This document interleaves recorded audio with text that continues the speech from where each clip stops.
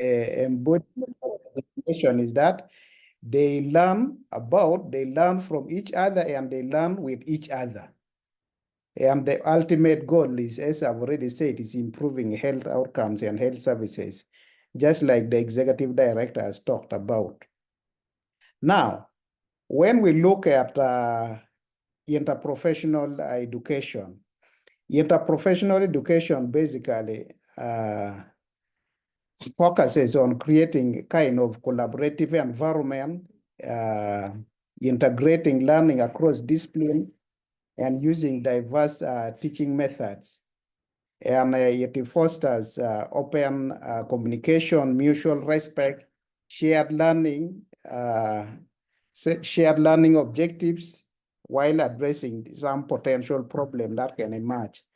Now, yes, when we are implementing interprofessional education, definitely there are also challenges. We shall look into that a little more detail later.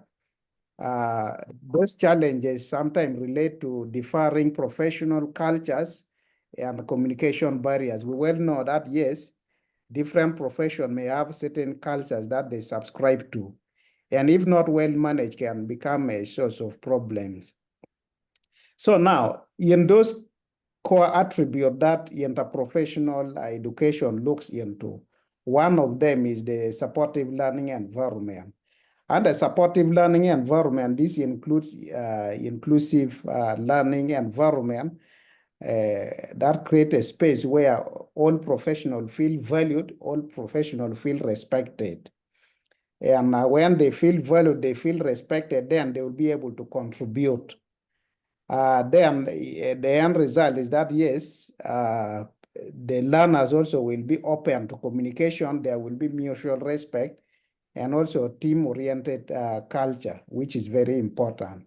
So that is that with supportive learning, but also one of the core aspects that we are looking at is not just the supportive environment alone, but we also need to integrate the learning across disciplines, which includes starting by determining the needs, doing what we call the needs assessment, then having a common shared objective, shared learning objectives, then curriculum integration, and also aligning the learning outcomes. So these are intentionally done, and the ultimate goal is what I've already said you are interested in improving health outcomes. Then when we look at utilizing the diverse teaching methods that involve using so many approaches that can enhance the education of the learners. We have using small learning groups, also using team-based learning where you constitute teams and teamwork is encouraged and learning is made to be active. You can also use simulation. In simulation, you should utilize some simulation scenarios to practice interprofessional collaboration in a safe environment. But also among those, you can use experiential learning. In experiential learning, it is basically about incorporating practical activities and real-world experiences so that you facilitate learning, so that you make learning happen.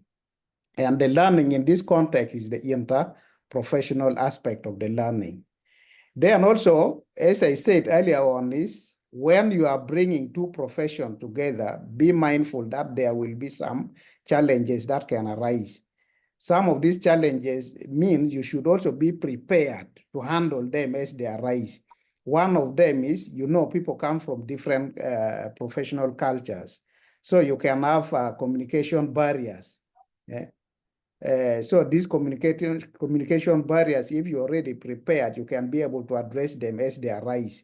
Then we also, as I said earlier on, we also have differing professional cultures that you should be able to manage, but also we have traditional hierarchies. Different professions have certain hierarchies, which if not well managed, it can stifle the education or the learning that you intend to bring on board. Also having key focal persons who are trained in interprofessional education within different disciplines to be able to handle all this. Then last but not least, time. You need to manage this by putting this to be part and parcel of your curriculum. Then you can be able, but last of all, you must evaluate and improve. Every learning process needs to be evaluated for the sake of quality improvement. If you don't evaluate and improve, sometimes sustainability becomes a big problem. That is one part of the presentation, interprofessional, interprofessional education. I want to let you aware, I will let all of us aware that why you implement interprofessional education is because you want to lead to what I can say, an immediate output. And the immediate output of interprofessional education is what I'm calling collaborative practice-ready health workforce. We shall look at what collaborative practice-ready health workforce means. So this is a group of people, or this is someone who has learned how to work in an interprofessional collaborative team. And the person is competent enough. And if the person is competent enough, then the person will now go to the next item of what you want to create, what we call collaborative practices. Now, when those collaborative practices are also enhanced, then the ultimate goal of the health that you are looking for will be realized. So what about collaborative practices? Collaborative practices happen when multiple health workers from different professional backgrounds work together with patients, they work with families, they work with carers and communities in order to deliver the highest quality of care, the highest quality of care. So the immediate output of interprofessional education, when you combine with the immediate output of the collaborative practices, should be able to deliver us to the ultimate goal that we are looking for. So therefore, collaborative practices allows health workers to engage individuals. In this case, we are talking about the individuals who are a product of the interprofessional education. And these individuals are what we call collaborative practice-ready individuals. I have an illustration on this as we shall look at a little later. So these are some of the examples of collaborative practices. When you look at a mother giving birth, and probably we have a doctor, we have a nurse, we have a midwife, we have anybody who we think is relevant to be there to be able to deliver success. So the example of collaborative practices can vary, and there are many, but I've listed just a few that we can look at to open up our mind. We have case conferences, we have quality case management discussion, you have collaborative authorship in research, journal clubs, peer teaching, and many others that you can have. And when you have all those practices across board, then at the end of the day, you should be able to realize the goal of the interprofessional education and collaborative practice. Now, interprofessional education and collaborative practice leads us to some benefits. One of the benefits, as we shall look in the model that I will share with you, is the improved health outcomes.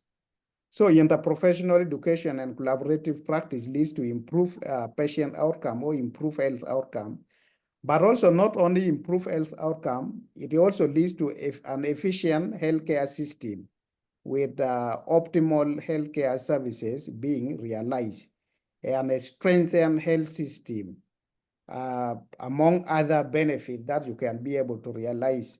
Other benefits like improve teamwork and communication. Both me and you, we know the health system that we have for healthcare generally is not a one-person activity.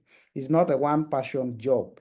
It is only when you work as a team that you can be able to realize the good health outcomes. But if you work as individuals, if you work in silos, sometimes it is extremely difficult to realize the positive health outcomes that you want. Then also it helps in addressing some of the healthcare challenges. In Africa, we know there are so many healthcare challenges that we are grappling with, ranging from from inadequate human resource for health, ranging to poor resource allocation for health and lack of infrastructure. So when you use interprofessional education and collaborative practice, in a way, somehow you'll be addressing some of those challenges. Now, to summarize what I'm trying to bring to your attention is, as I said, I've broken it into interprofessional education, then collaborative practice. I told you earlier on the ultimate or the immediate goal of or output of interprofessional education is to bring about collaborative practice-ready workforce. This model is enshrined in WHO document 2010. So when you want to realize the collaborative practice-ready workforce, you start by looking at the present situation or the present health workforce that you have. And then you look into the future health workforce you intend to have.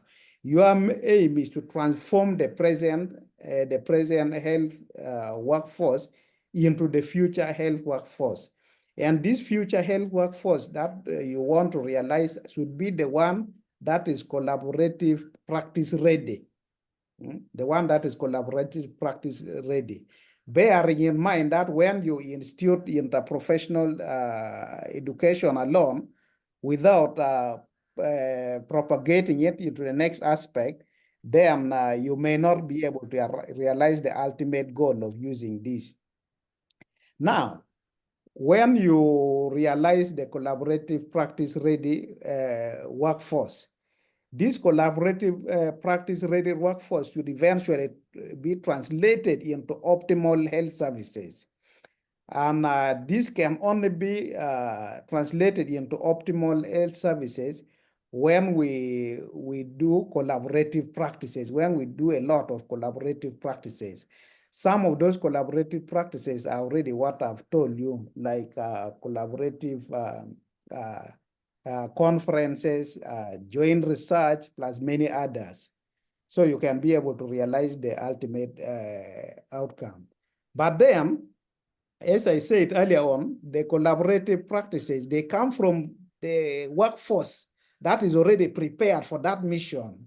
Without a workforce that is prepared for that mission, sometimes can be very, very challenging, can be very, very difficult. And this workforce that is prepared for it is what we call the collaborative practice-ready health workforce, which is the outcome or the immediate output of interprofessional education. Now, this tries to summarize it all. You are moving or you are transitioning from local health needs through interprofessional education and collaborative practices in order to realize the ultimate goal of improved health outcome, strengthen healthcare system, and optimal health services. Now, when you want to transition through this, you start by looking at the present health workforce that you have. And your aim is to transform this present health workforce into a future health workforce that is able to deliver the ultimate goal.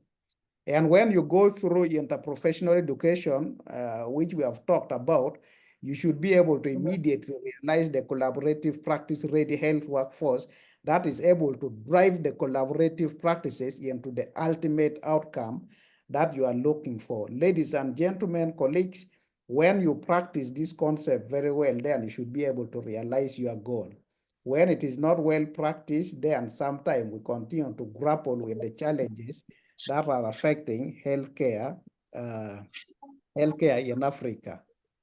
And this model summarizes almost everything that I wanted to talk about. And yes, evidences or research has shown that effective interprofessional education enables effective collaborative practice. So collaborative practice does not come on its own or on its own accord. It must be a result of interprofessional education. So when you institute in effective interprofessional education, you should be able to realize an effective collaborative practice, which effective collaborative practice should be able to drive you to the ultimate goal of what you are looking for. And as I conclude, how interprofessional education and collaborative collaborative practice enhance healthcare in Africa is what I've already summarized in that module, but I'm just trying to summarize, to conclude again by saying interprofessional education prepares healthcare providers to work together effectively, leading to improved patient outcome, reduce medical errors and low healthcare costs, plus many other benefits that you can be able to realize. And how do we achieve somebody's to neutral? How do we achieve all these benefits? We achieve all these benefits through those two arms. One is the interprofessional education, which has a component of staff, developing staff responsible for delivering, funding, and managing interprofessional education itself. Then also having a curriculum in place. And the next aspect is through collaborative practices. Now, studies have also shown that collaborative practices improve access to and coordination of health services, improve appropriate use of specialists as they work in a team, given the meager resources that we have. Collaborative practices also improves health outcome for people with chronic diseases plus many others. And but other than improving those, it can also decrease total patient complication. Remember, people are working from different professions coming together to handle a particular situation. So you are bringing on board different level of expertise. So for that matter, it is able to decrease total patient complication. It's able to decrease length of hospital stay.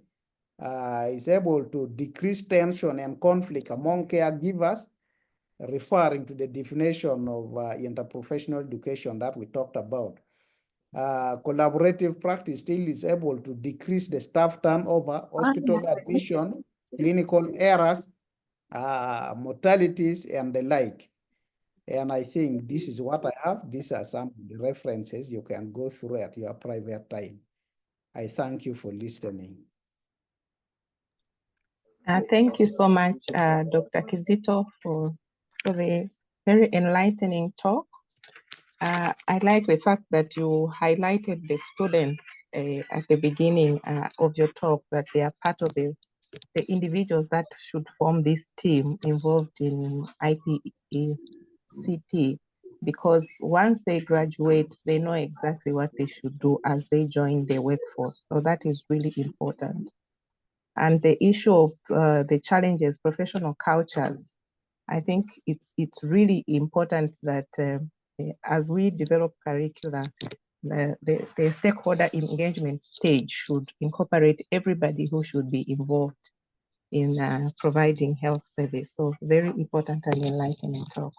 Thank you so much. I think we'll have the Q&A at the end. So if everybody has a question, anybody has a question or comments, you can post them in the chat, and then we'll be able to have a discussion at the end of the talks by all the speakers. Thank you so much once again. I hand over to you, Dr. Bako. Thank you. Thank you very much, Professor Surila. Dr. Omona, I didn't expect less. He's a very scholarly physician. Thank you so much for that enlightening presentation. It was welcome, very concise, and it actually delivered the message. So what we need to understand is we need to start from designing the curricula, as Prof has said, to engaging the students when they are in school and creating an environment that will make them work together and collaborate in the future. Thank you so much, Dr. Pomona, once again for the presentation. Our next presentation will be by Professor John Aneto.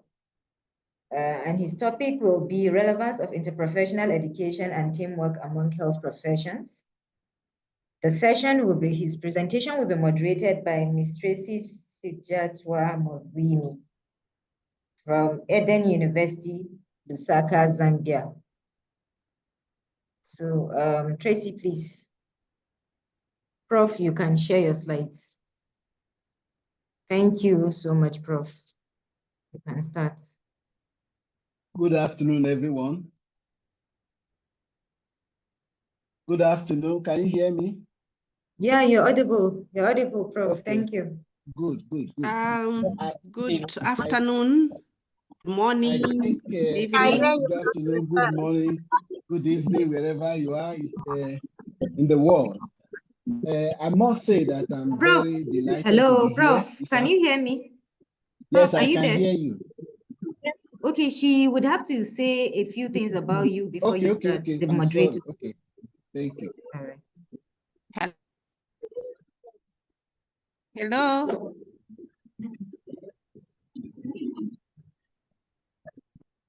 Tracy, you can speak up, please.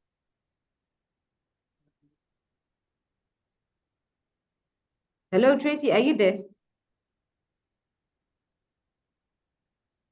Hello.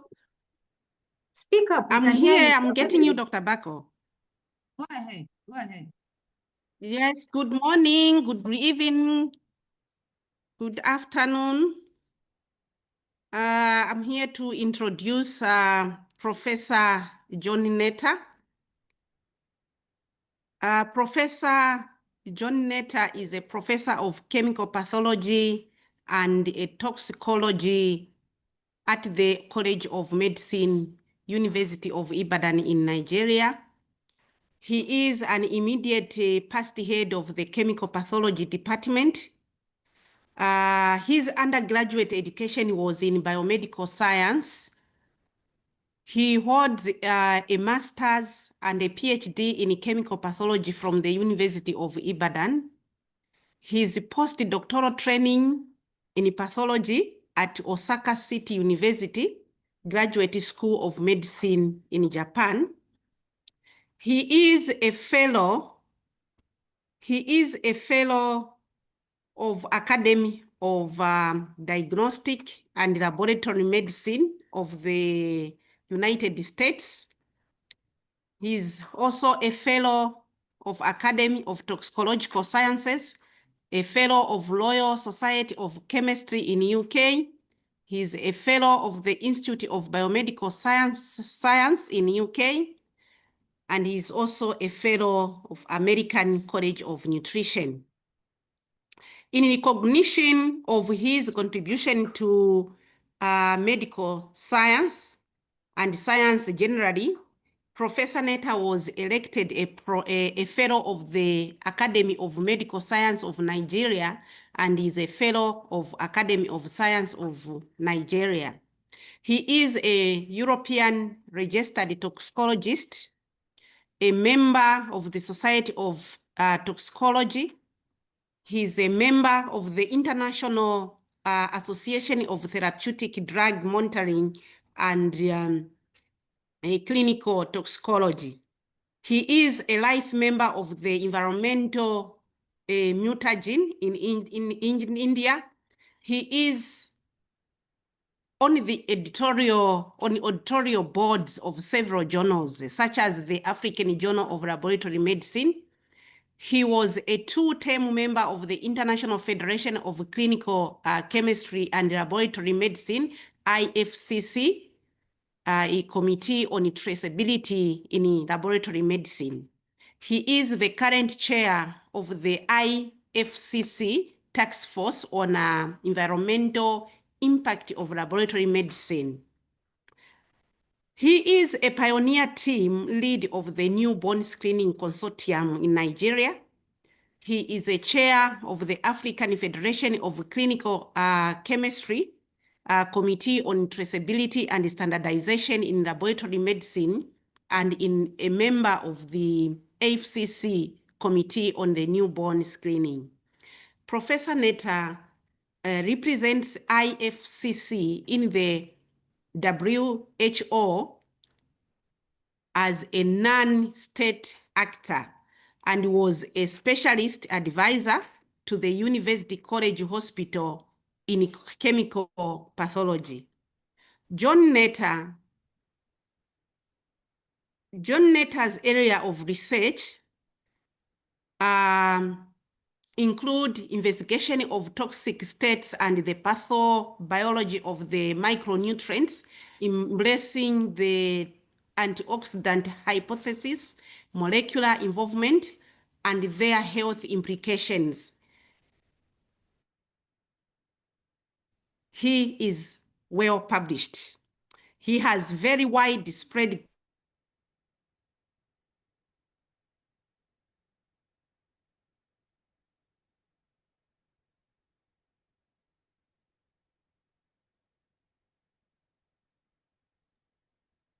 Tracy, are you still there or we've lost you?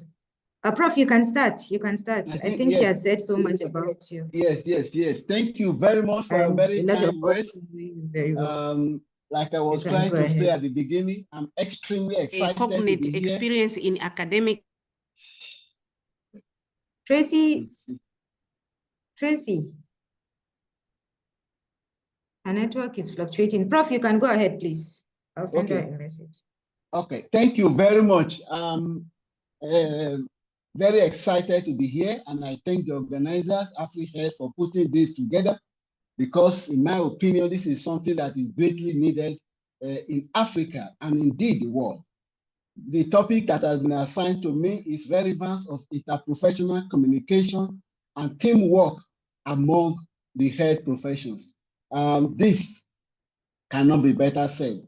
This is what you need to drive a healthy workforce, and I'm very glad that the previous speaker has given a background. So essentially,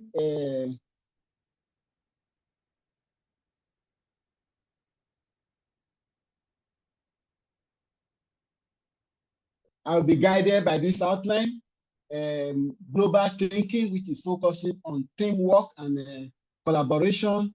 What have we learned from COVID? Benefits of interprofessional communication, barriers to interprofessional communication, general discussion, solutions addressing the gaps, then we shall conclude.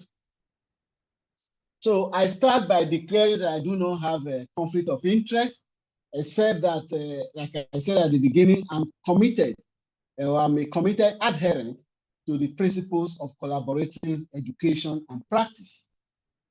I want to start by referring to United Nations Secretary General Antonio Guterres, who said that multilateralism is the pathway of the 21st century, the century in which we exist, and one against splintering of the international community along environmental divides, growing hate, and that we should work as a team. We should do everything to maintain a universal system, collaboration where everybody works together, that is what keeps the world going. And when this is violated, the world is in turmoil, just like we have today. And this can be extrapolated to the health system in Africa and indeed all over the world. So we then pause to ask ourselves, is interprofessional communication among the health professions in Africa and indeed everywhere important? Of course, this is very important, and we shall be seeing that as we progress. So,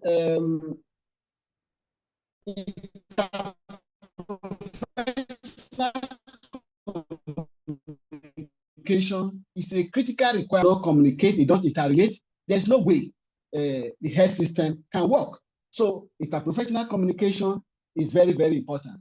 Now, I will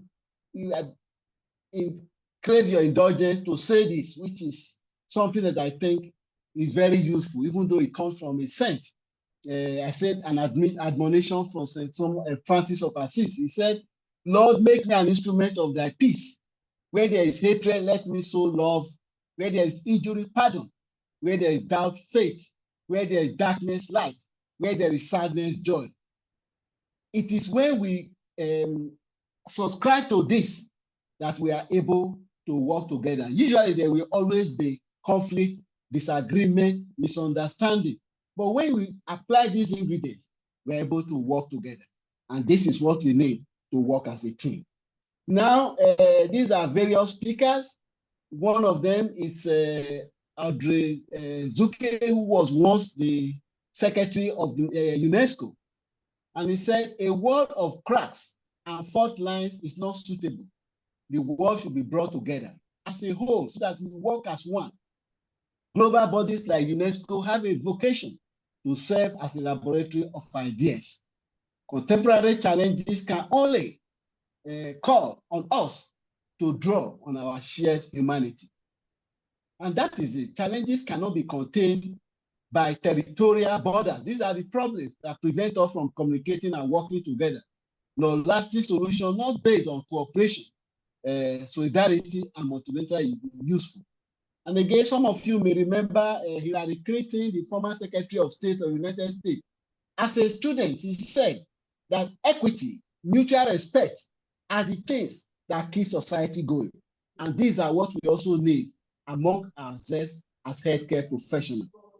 Now, many of you are students or professionals in the health sector. And at one point or the other, you may have heard of DNA, which was discovered by two people, Watson and Crick. Now, recently in the United Kingdom, they created an institute to honor the fellow who comes from the UK, Crick. Watson comes from America.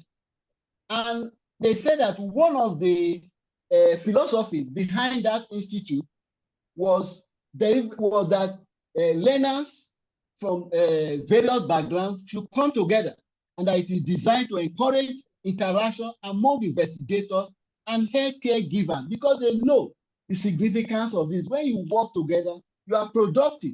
And of course, it is the working together that Crick and Watson were able to develop or discover DNA, and you can see what great benefit that has contributed to science and medicine all over the world today. So we have to work together. So team, improve teamwork and communication are considered by healthcare professionals among themselves when they talk as among the most important factors to improve clinical effectiveness and job satisfaction. This was an observation many years ago by Flynn and his colleagues. So that is it. When you work together, when you interact, then the system becomes very effective. It is strengthened, it is cohesive, and very.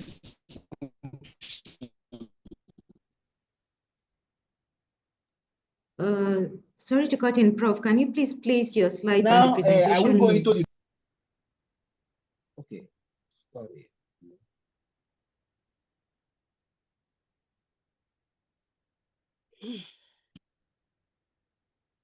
That has taken us back. Okay.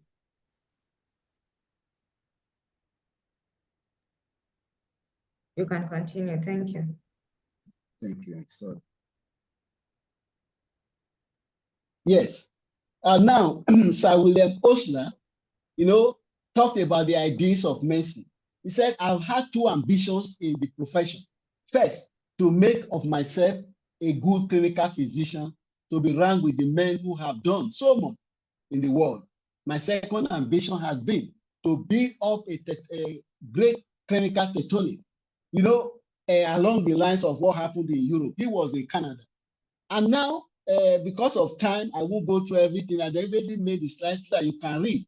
He said the second idea has been to act the golden rule as far as it may lay towards my professional brethren and towards the patients committed to me. So working together, doing things well.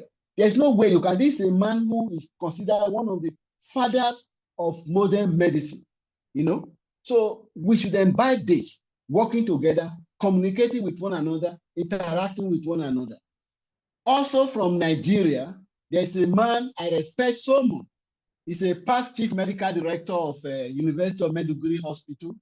He's a strong advocate of teamwork, and he was described while there as very accessible and a benefactor to all healthcare professionals. This is what we need. And his legacy lives on. Today, I think it's in Gombe. You know, these are the things. And I will invite you to read his book, Academics, Epidemics, and Politics. It is one of the greatest books I've seen from this part of the world on why people should work together and the ultimate benefit for the health system. Now, we have just come out of the problem with HIV, sorry, not HIV, COVID. And COVID, if we are reasonable, has taught us so many things. You know, it has taught us that the global community is one, that we are all connected, that we should collaborate, that we should cooperate, and that healthcare professionals should be creative and innovative with open minds. We are only a part of a whole. And it's only when this is done that the health system is functional. And that was what saved the world. If everybody was saying, oh, it's my own, as a territorial claim, probably we'll still be grappling with COVID today. Now, I will just mention one of the crises the world faces today is the problem of drugs. And many people understand that this can only be tackled by collaborative approach involving physicians, nurses, psychologists, pharmacists, laboratory sciences, toxicologists, epidemiologists, even lawyers, you know. So this is the approach. And when this happens, there is effective outcome. And that is this executive secretary, director of the United Nations Office of Drugs and Crime. Why I brought this, an Egyptian, is that this is somebody who has a background in the humanities.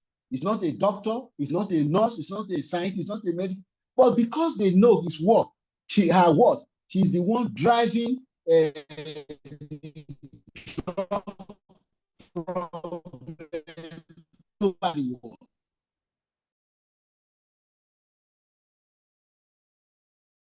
for the progress of the health system. Now, this may be considered domestic, but it's just to reflect about communication. This is Linus Pauling, a double laureate for chemistry, Nobel laureate for chemistry and peace. Now, he was a very brilliant man. When the world was being destroyed during the Second World War, his wife, Aval Henning, advised him that, oh, Pauling, you are so, Lord Linus, you are so intelligent. Why don't you channel this your energy towards peace instead of channeling to creating weapons that will destroy the world? And the man reflected, listened to the world, to his wife, started sending out a petition to all the scientists all over the world, and that was partly, at least, how the World War came to an end. Communication, interprofessional relationship, inter-individual relationship. That was what saved the world. And of course, he is somebody who is in chemistry, in peace, and he brings scientists from all over the world to work together. And is one of the greatest contributors to sickle cell disease. You know, he brings scientists, physicians, named them, people from physics, from chemistry, from biology. He brought them together. And today, he's highly respected all over the world for bringing people together for a common cause. Can we in Africa do the same? Now, because of the fragmented nature of interaction between healthcare professionals in Africa, I am of the view that whether we like it or not, AI is permeating everywhere. It will force us to talk with each other and drive the health system. Why do we have to wait for this? Again, some of you may have studied biochemistry, and this is something, a favorite quote of mine. You may have heard of Murray, Harvard biochemistry, but he said something very, very significant, which we should learn from. He's at the University of Toronto, emeritus professor of biochemistry, said, break down barriers. You know, the common language of life, of the life sciences, is biochemistry. He said, life as we know it depends on biochemical reactions. Of course, all of us in the health sciences at one point or the other will have studied biochemistry. That in fact, the old barriers among the life sciences are breaking down, and biochemistry is increasingly becoming our common language. So this is it. You know, science, our knowledge, our skills, the barriers that exist should be broken down for the good of the system. And how do we do this? By ending continuous interprofessional learning, or education. This is a coping mechanism, and online courses of instruction like the one we are having today is very valuable, and this must be embraced by all. So team building is the new world order in healthcare, among the healthcare professions, and this should be encouraged. So interprofessional collaboration is key in a contemporary world. From the North Department of Pathology, the head of that session stresses this to his workers. And this is what should be prevalent in all over the world. Science, for instance, is known. But how do we do this? By working across boundaries, getting everybody involved in this process, collaboration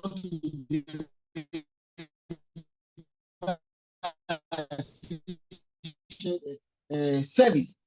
So reconfiguring medical laboratories, imaging sciences. We know today X-rays and what have you. You can use it to validate what are found in laboratory or from other areas of investigation. So interaction, interprofessional collaboration is what is being encouraged. So a call for communication and collaboration, this is what it should be. Once in a while, I ask myself, are healthcare workers gladiators or collaborators? By what we do, what is expected of us is working as a body, as a team. And this is what will unite the healthcare system, make it very functional, and this should be embraced. So the future no longer has choices than the clear agenda of partnership, and this provides insight into a clear paradigm shift of how partnership drives the health sector towards a more functional entity. So team, collaboration, this is what you need. You can see various people, doctors, pharmacists, health workers, laboratory. This is what we need. You smile, you interact, you find that the patient at the end gains. The outcome is very encouraging and favorable. In 2002, there was a conference in Canada, that brought people from all over the world. And he said, join us at the 22nd International Congress on Integrative Medicine and Health. So this is being recognized. In Africa, I'm not sure whether we fully recognize it, but that's what we should do. And this message from Mark Fleming might be useful. He said, I think it is vital that we collaborate and bring together expertise and skills from different areas. I think this is the true strength of medicine, and that can be extrapolated to the health system. So collaborative practice, team, physician, nurses, pharmacists, lab scientists, united together for the patient to bring about improved outcome. This is the way to go, and this is what you should pursue in Africa. This also may be very useful to us. Medicine and umbrella for all, one team. This is from a doctor. He says, to all the components of that great medical profession, each one according to his specialty, but all united in a to the care of the patient, trying to cure or alleviate, safeguard his life and health while improving whatever can be improved. This is exactly what it is. And this workshop hopefully brings us to realize this and work along this line. So collaboration and obligation to society. Because of time, I won't say we must continue to work to erect bridges of cooperation between all clinical chemists and physicians we must work with, and by extension to all involved in providing care for the patient. So the ontology, which is something about ethics, says any professional work by the mere fact of being performed by human is subject to general ethical criteria to work well with professional competence, sense of responsibility, loyalty, and solidarity with one's colleagues. This is what we should embrace. So admonition by the American Medical Association, and I ask, in Africa, do we realize this? This I crave your indulgence to take. He said the increasing dependence of physicians, scientists, and health personnel upon each other has arisen because of the advances in the breadth of scientific knowledge. One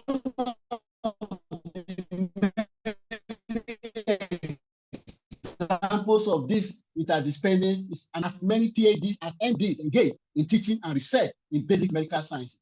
The changing pattern of medical care resulting from advances creates expanding demand for a greater diversity of skills for increase in the number of individuals in specialized areas. So we have to come together. We have to realize this, that the health system must move on.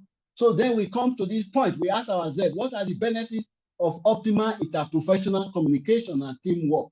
Of course, this becomes effective clinical practice, which requires that critical information must be communicated. So this will foster functional communication. It reduces medical errors, ultimately improving patient outcome. It increases team members' awareness of each other's level of knowledge and skills, which leads to continued improvement and in decision making. So what are the costs to the health system and society of the absence of interprofessional communication or teamwork? Of course, this can enlarge the budget, push patient safety at risk, misinterpretation and attendant health implications, unclear orders, decreasing productivity, actionable steps are overlooked, lead to delayed treatment, wrong surgery sites in some cases, in extreme cases. It can lead to preventable mortality, dysfunctional health system, and expensive health system because of waste duplication with heavy budgetary toll. So what are some of the barriers? I like to stress this. These include thought of time is considered that it's time consuming, perceived loss of autonomy, lack of confidence, trust in the decision of others. We don't trust each other. There is clashing perception. There is the territorialism. Oh, it's my own, it's my area, it's my pharmacy, it's my surgery, it's my ward, it's my laboratory. This is unacceptable in our contemporary world. You know, personal differences in accountability, payment, and reward system, undue emphasis on rapid decision making. These are some of the obstacles or barriers. Then unnecessary emphasis on hierarchy. Oh, I am professor. Who are you? I am a chief nursing officer. I'm the director of pharmacy. I am a chief physiotherapist. You know, so these are the problems. Then disruptive behavior. Talk to anybody anyhow. Maybe because you are a consultant or you are the director of pharmacy, the chief nursing officer. You know, so generational differences at times. I'm older than you. What skills? I've been here before you. You know, you don't do things like that. Then, of course, historical, professional, and interprofessional rivalry. This is so prevalent in Africa, and we must try to do away with this. Differences in schedules and professional routines. The earlier speaker has mentioned this. Differences in professional regulatory requirements. He has also mentioned this. And of course, fears of diluted professional identity. Then culture of retaliation. Oh, he did this to me. I must do this. For God, as we shall be seeing later, we are the salt of the earth. We must give good example. We don't have to retaliate. So with that, how do we address this? This is a suggested team model. Of course, successful interprofessional communication and teamwork can be achievable through the following pathways. Open communication, like we saw in some of the I showed, non-punitive environment, clear direction, peaceful atmosphere, like Christian said, share responsibility for team success. This was my experience in Darazo many years ago as a young professional in the pathology department. The medical officer, one Dr. Damina, I still remember his name very clearly, was such a wonderful administrator. He shared responsibility, brought people together. So appropriate balance of member participation for tasks at hand, acceptance and acknowledgement of people. We have to accept each other. Oh, it's ward round, pharmacy should come, radiographer should come, lab scientist should be there. You know, even though some people think it's their birthright to be there, it doesn't promote cohesively. The health system is not very functional. Of course, clear lines of authority and accountability. One very important thing is regular unit meeting, departmental meeting, picnics at the end of the year. You know, it helps communication and information sharing. This was my experience as a postdoc in Japan. You know, they had regular meetings, regular picnics where you are relaxed, you discuss. And the system, the pathology department were one of the most efficient I have seen anywhere in the world. Institution of mechanism for evaluation of outcome and attendance adjustment. These are the things we have to. So again, driving this on, how do we address this? Courses designed to cut across all health disciplines of professions. I'm happy Kizito has mentioned this. And improve communication skills. People think they know how to communicate. They have to be trained on phone etiquette, assertive training, diversity in training, and of course, flexibility in conflict management or resolution. Regular competency training workshop, like we hope the one we are having today, letting different healthcare professionals know their input is valuable. Make people feel important. De-emphasizing miscommunication, eliminating communication barriers, re-credentialing where necessary, targeting interprofessional communication and teamwork. Of course, fostering an environment of trust and respect. We have to trust, just like Hillary Clinton said. Situational awareness. We have to be aware of the situation in which we live and try to fit in. Share decision making. Decision making should be shared. Everybody should be brought along. Then there should be feedback. Interdisciplinary resource management training. Healthcare professionals undertaking a joint training, for me, is something that is so important that we address the gaps we have identified. So again, what is the relevance of cordial interprofessional relations? Again, from the American Medical Association, the development of interprofessional communication and cooperative liaison among physicians, scientists, and others, reduce misunderstanding and increase the application of health benefit to the public or the patients we have selected to serve. I won't go too much into this, but this is the man who founded Harvard University. He is responsible for what it is today. And he's a man who believes in interprofessional relationship, everybody together. And today he's called the architect of modern medicine.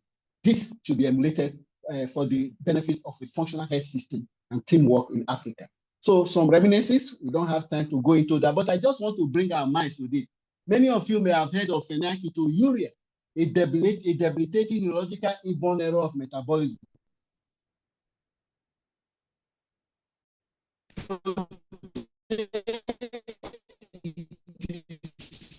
Something detected early can be well managed. But physicians, biochemists, nutritionists, they collaborated, and today you can see the enormous societal benefit. This is what we should do. So we should do this, collaborate, and work cheerfully. Create a cheerful environment. Make our service joyful and acceptable by our patients. So future directions, where should we go? Multi-sectorial policy and action.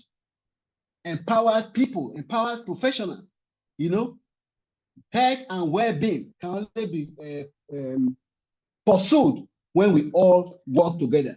So we should take the science out of the hospital or the laboratory, interact, and bring everybody together. Again, this is something very instructive. It said diversity in science and medicine will lead to future functional healthcare. Through a combination of chemistry, biology, imaging science, and medicine, we will soon be able to discover how each one of our bodies works and what we need to stay healthy and live better life. This should be our goal. We should bring our shared skills and knowledge to ensure that our health system is functional, united, and strengthened. And this is somebody saying, your health is our mission. But how do we do this? I said we should walk the talk. And how? By communication and teamwork.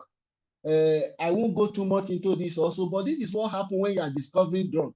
You have the research, the clinical data, pharmaceutical industry, clinical trials, regulatory agencies, clinic and the market and application. So a multidisciplinary model that should be replicated with modification by the healthcare professions in Africa. This is what we need. So the total picture, taking the science of healthcare from the hospital to society, nutrition, lifestyle, environment, genetics, medical care. We agree with me that this involves people from diverse backgrounds, and this is what we should practice. From the New England Journal of Medicine, this came out some years ago.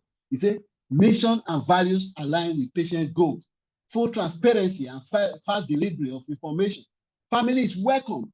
Patient and family always improve decisions. Patient and family views are respected. Physical comfort. Then the care, healthcare professionals, they collaborate, they coordinate the activity, and made healthcare accessible. So this is what we should be doing. And now many of you will have heard about Nobel Prize and so on. And some of you may aspire to be Nobel Prize winners. I wish you luck. But what do they do? You know, we have to adopt the Nobel Prize approach, or what they call the Stockholm approach. And what does Stockholm do? Stockholm upholds interdisciplinary and collaborative approach. Ideas and critical thinking are developed from multiple perspectives, allowing greater creativity and the synthesis of novel, synergistic, and effective solutions that are beyond the capacity of an individual. So, oh, I'm a nurse, I'm a pharmacist, I'm a doctor, I'm a scientist, I'm a whatever, imaging scientist. We have to come together. And when you do that cohesively, the system is multiplied.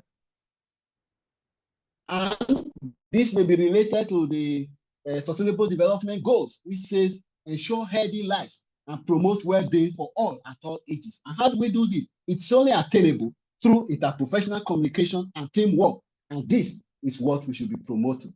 I often see healthcare professionals as the salt of the earth and the light of the world. You know,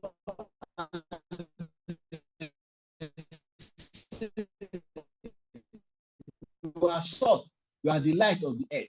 How can we cure the world? So we should see ourselves as light of the world, hold our heads high, and do what is expected from us by our patients.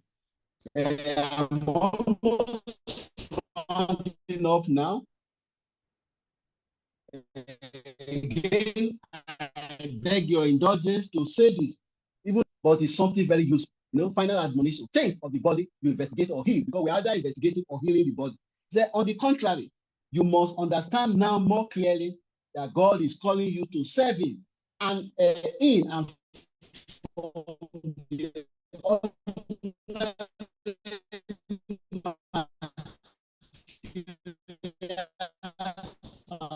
secular activities of human life. He awaits us every day in the laboratory, in the operating workshop, in the field, in the home, and in all the immense panoramas of work. Understand this. Love your work and put in your best, collaborating with others. That should be the spirit. So we are now concluding, and I hope I have been able to at least inform upon you the need to interact, to communicate, to relate well with others. So, of course, lack of communication is pervasive and contributes to medical errors. It's well documented. Therefore, integrated intervention will lead to a cohesive team, which leads to a healthy health system. The structuring of training interdisciplinary curricula for health professionals is crucial and very relevant for uniting and strengthening Africa's health system. Barrier to communication must be deliberately targeted. Recredentially, where necessary, we focus on interprofessional communication, and teamwork is unquestionably beneficial. Let all the healthcare professionals uphold interprofessional communication and teamwork. The relevance and benefits for a functional healthcare system is immeasurable. Again, I want to say that this was somebody who lamented about drugs. You know, so we can relate it to Africa. Africa's healthcare system must address hypothetical pervasive absence of interprofessional communication and team work among healthcare professionals.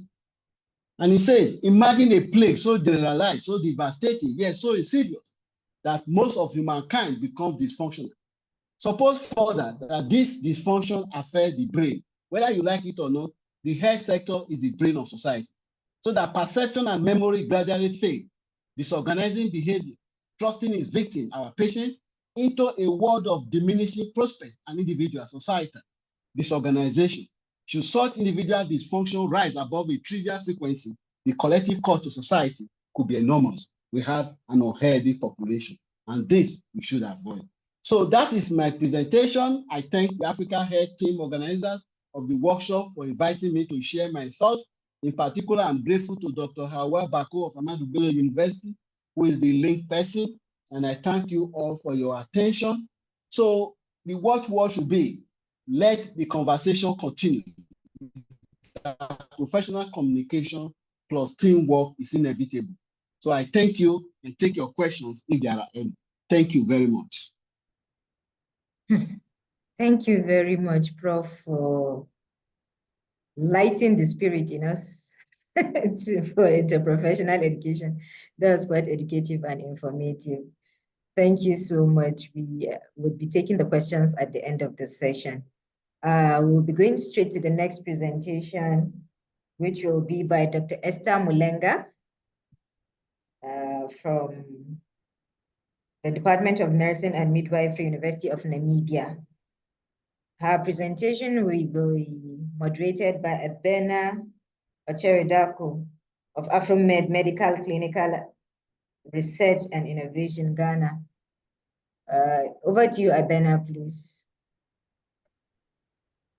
Okay, Dr. thank you. Dr. Mulenga, you can get your slides set. Abena, over to you. Okay, thank you very much, Dr. Baku.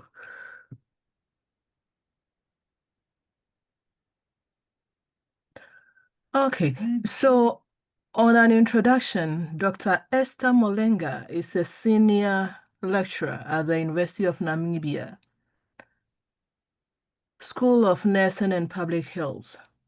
He holds a PhD in public health and has over 25 years of experience in nursing education, research, and practice. Her areas of expertise span from general and community nursing, midwifery, HIV, AIDS interventions, maternal and child health, adolescent reproductive health, and qualitative and quantitative research methods. She has led and participated in multiple international and national projects.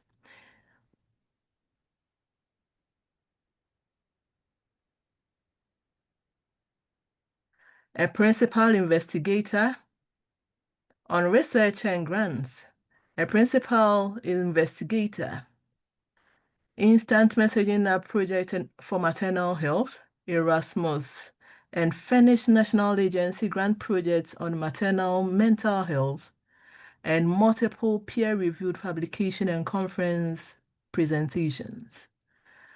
Recent publications selected challenges and experience by cancer patients. That was in 2021.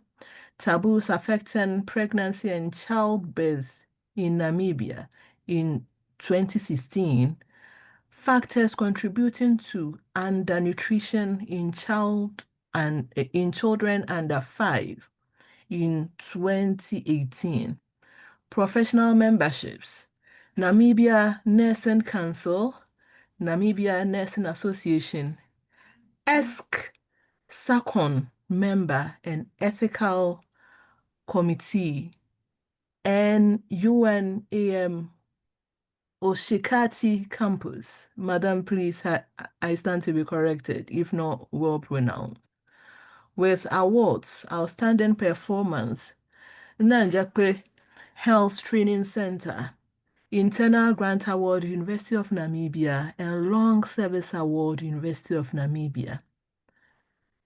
Her supervision record: she has master's 10 current and 6 completed students under her supervision for master's thesis. Then 4 current and 2 completed doctoral theses. Madam, we are glad to have you for our 3rd presentation. Thank you and good afternoon, everybody. I will say good afternoon because here in Namibia it's afternoon. Can you hear me? Yes, we can. Yes, we can hear you, but we can't see your presentation. Yes, we can hear you. Can you share your Okay. screen, please? Oh, I shared. Let me just redo it.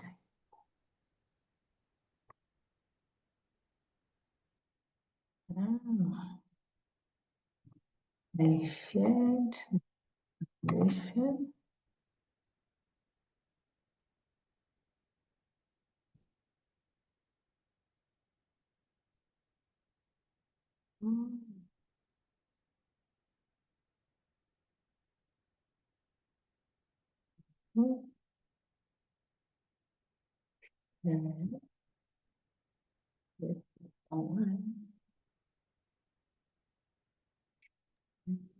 Okay. Okay. Okay, let me Take, put yeah. it on Thank you. Yes, please. slideshow. Yeah. Is it on slideshow? Yes. No, please. That will be on the last button. The last button. We are still on the grade. So if we can come down. Yes, please. Exactly there. Okay, thank you. Is it fine now? Yes, please. It's okay. Okay.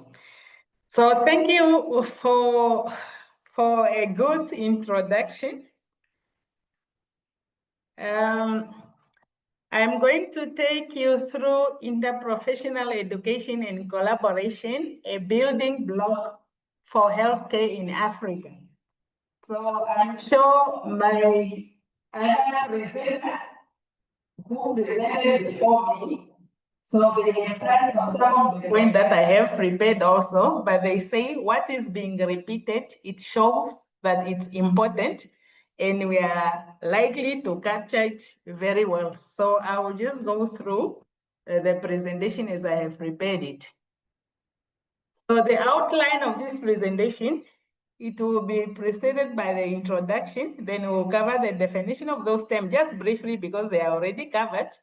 We'll talk about the benefit of interprofessional education and collaboration, the skills required, and barriers, which I also saw that the professor has touched on that, and why we are saying interprofessional education and collaboration is the building block for healthcare in Africa.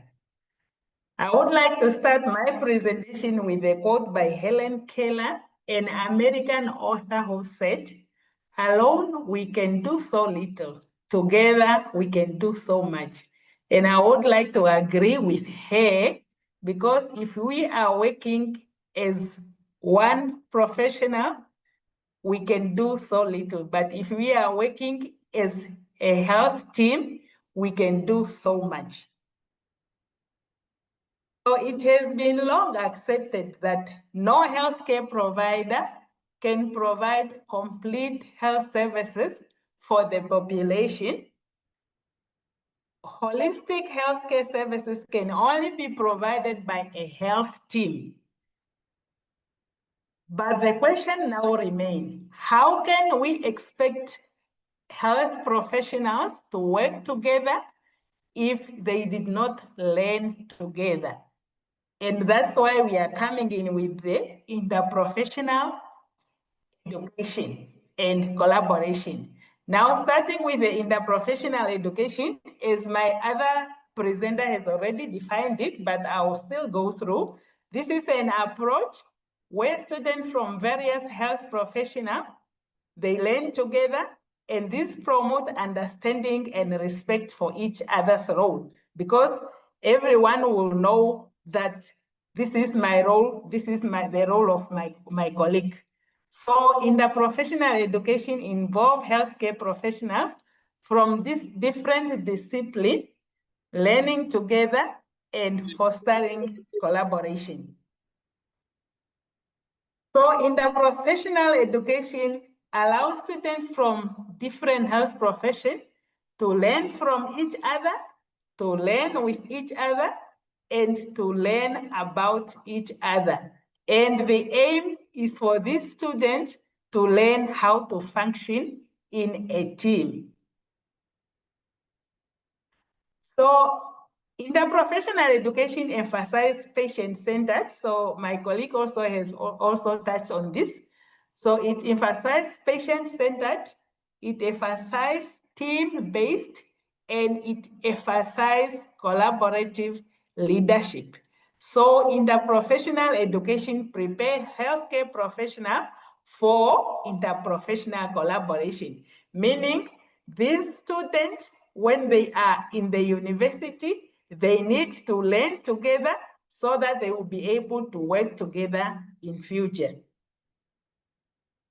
So what is interprofessional collaboration then? So this is a process whereby healthcare professionals from different disciplines work together with patients families, and community to deliver the best possible care. It involves team-based approach where healthcare professionals, they share their knowledge, they share skills, and they also share decision-making so that they can address complex health needs.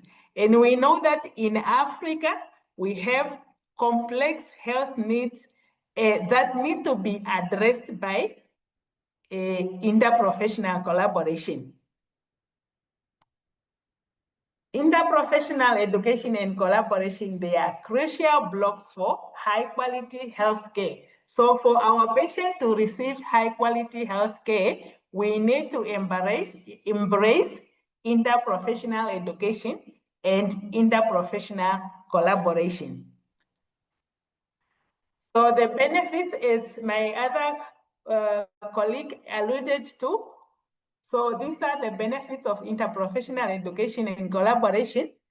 So there is improved patient care because with interprofessional education and collaboration, there will be better communication.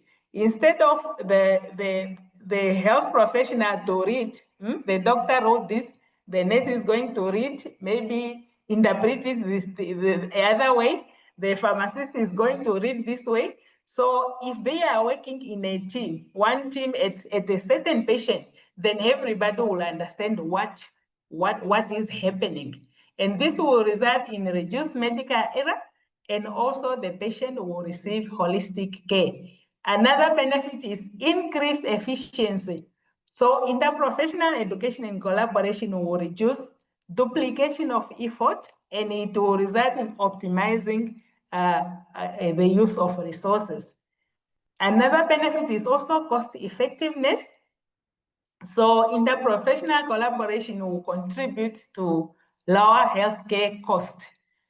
And enhanced teamwork is another benefit, as it will foster a culture of teamwork, mutual respect among healthcare professionals.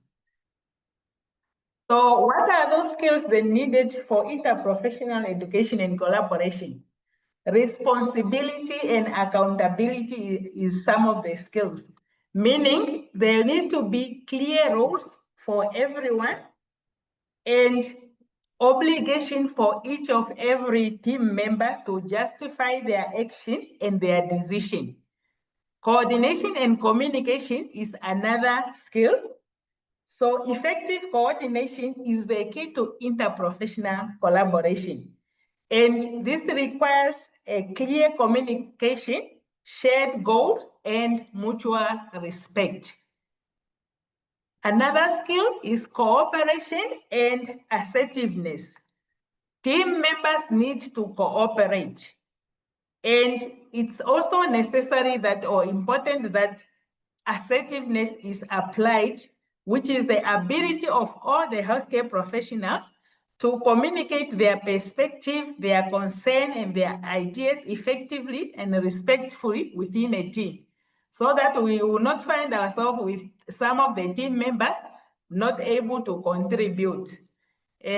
So autonomy, mutual respect, and trust are also important skills that is needed for interprofessional education. And with autonomy, we mean that the team member should have freedom and authority to make decisions and to act within their scope of practice while working effectively in a team. And mutual trust and mutual respect are also important in interprofessional collaboration because they foster open communication, shared decision-making, and positive environment. So interprofessional education and collaboration have also some barriers. The reason why sometimes it's not successfully implemented is because there are a lot of barriers, as we have seen them in the previous presentation. I will just highlight also some of them here, like lack of awareness.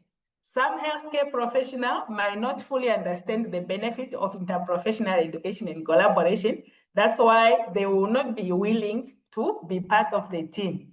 Resistance to change is also another barrier, some individual might resist to adopt new collaborative practice. We have heard what the professor was explaining, that some might even feel like they are losing their role. And structural and systemic issue is also another barrier, as this can, we can include in this barrier like lack of infrastructure, inadequate training, and lack of institutional support.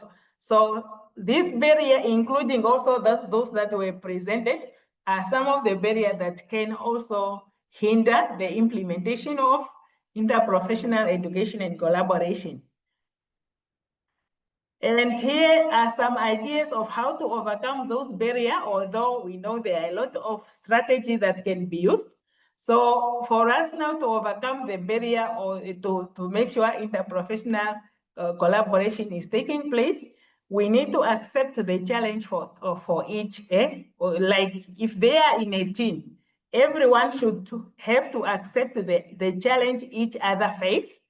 And also they have to acknowledge each other's expertise, and not to look down on some people, like to say you are not you are not required to make decision in the team. So we have to acknowledge each other's expertise, and also provide accessible information which is free from jargon. So when we are working in a team, interprofessional collaboration, we need to make sure that our communication is understandable by each team member, and also keep communication channel open, although we are disagreeing at some point. So the communication channel should be open. We must not say, I will not go and talk to this one because of it, because you disagree with her or him. So the communication channel should be kept open. So why are we saying that interprofessional education and collaboration is a building block for healthcare in Africa? So in reality, interprofessional education and collaboration is the foundation for developing a collaborative health workforce. And by equipping our healthcare professionals with knowledge, skills, and attitude necessary for teamwork, interprofessional education lays the groundwork for effective interprofessional collaboration. Interprofessional education and collaboration, they are vital for strengthening healthcare in Africa. So we know that Africa is faced with a lot of challenges, and for these health challenges to be addressed in Africa, we need to embrace interprofessional education and collaboration for us to achieve universal health coverage. So we have a lot of burden or a lot of challenges like diseases in Africa, poverty, limited resources, and all these challenges require a multidisciplinary approach to healthcare. Therefore, we have to look at the interprofessional collaboration with big eyes and try to implement it. So interprofessional education helps to optimize the use of available resources and skills so that we can improve health outcome. So in Africa, many healthcare professionals are trained in isolation, and this hinders effective teamwork. We find that in university where we are training our health professionals, so you find there are different schools or departments. Nursing is a department on its own, medicine there, and there is no time when we find that we have now to put this health team or these students to train together so that when they are going to work in the hospital or in the health facility, they know how to work. So they are trained in isolation, and this is one of the barriers that hinder effective teamwork. So interprofessional education aims to break these silos and promote collaboration among different professions.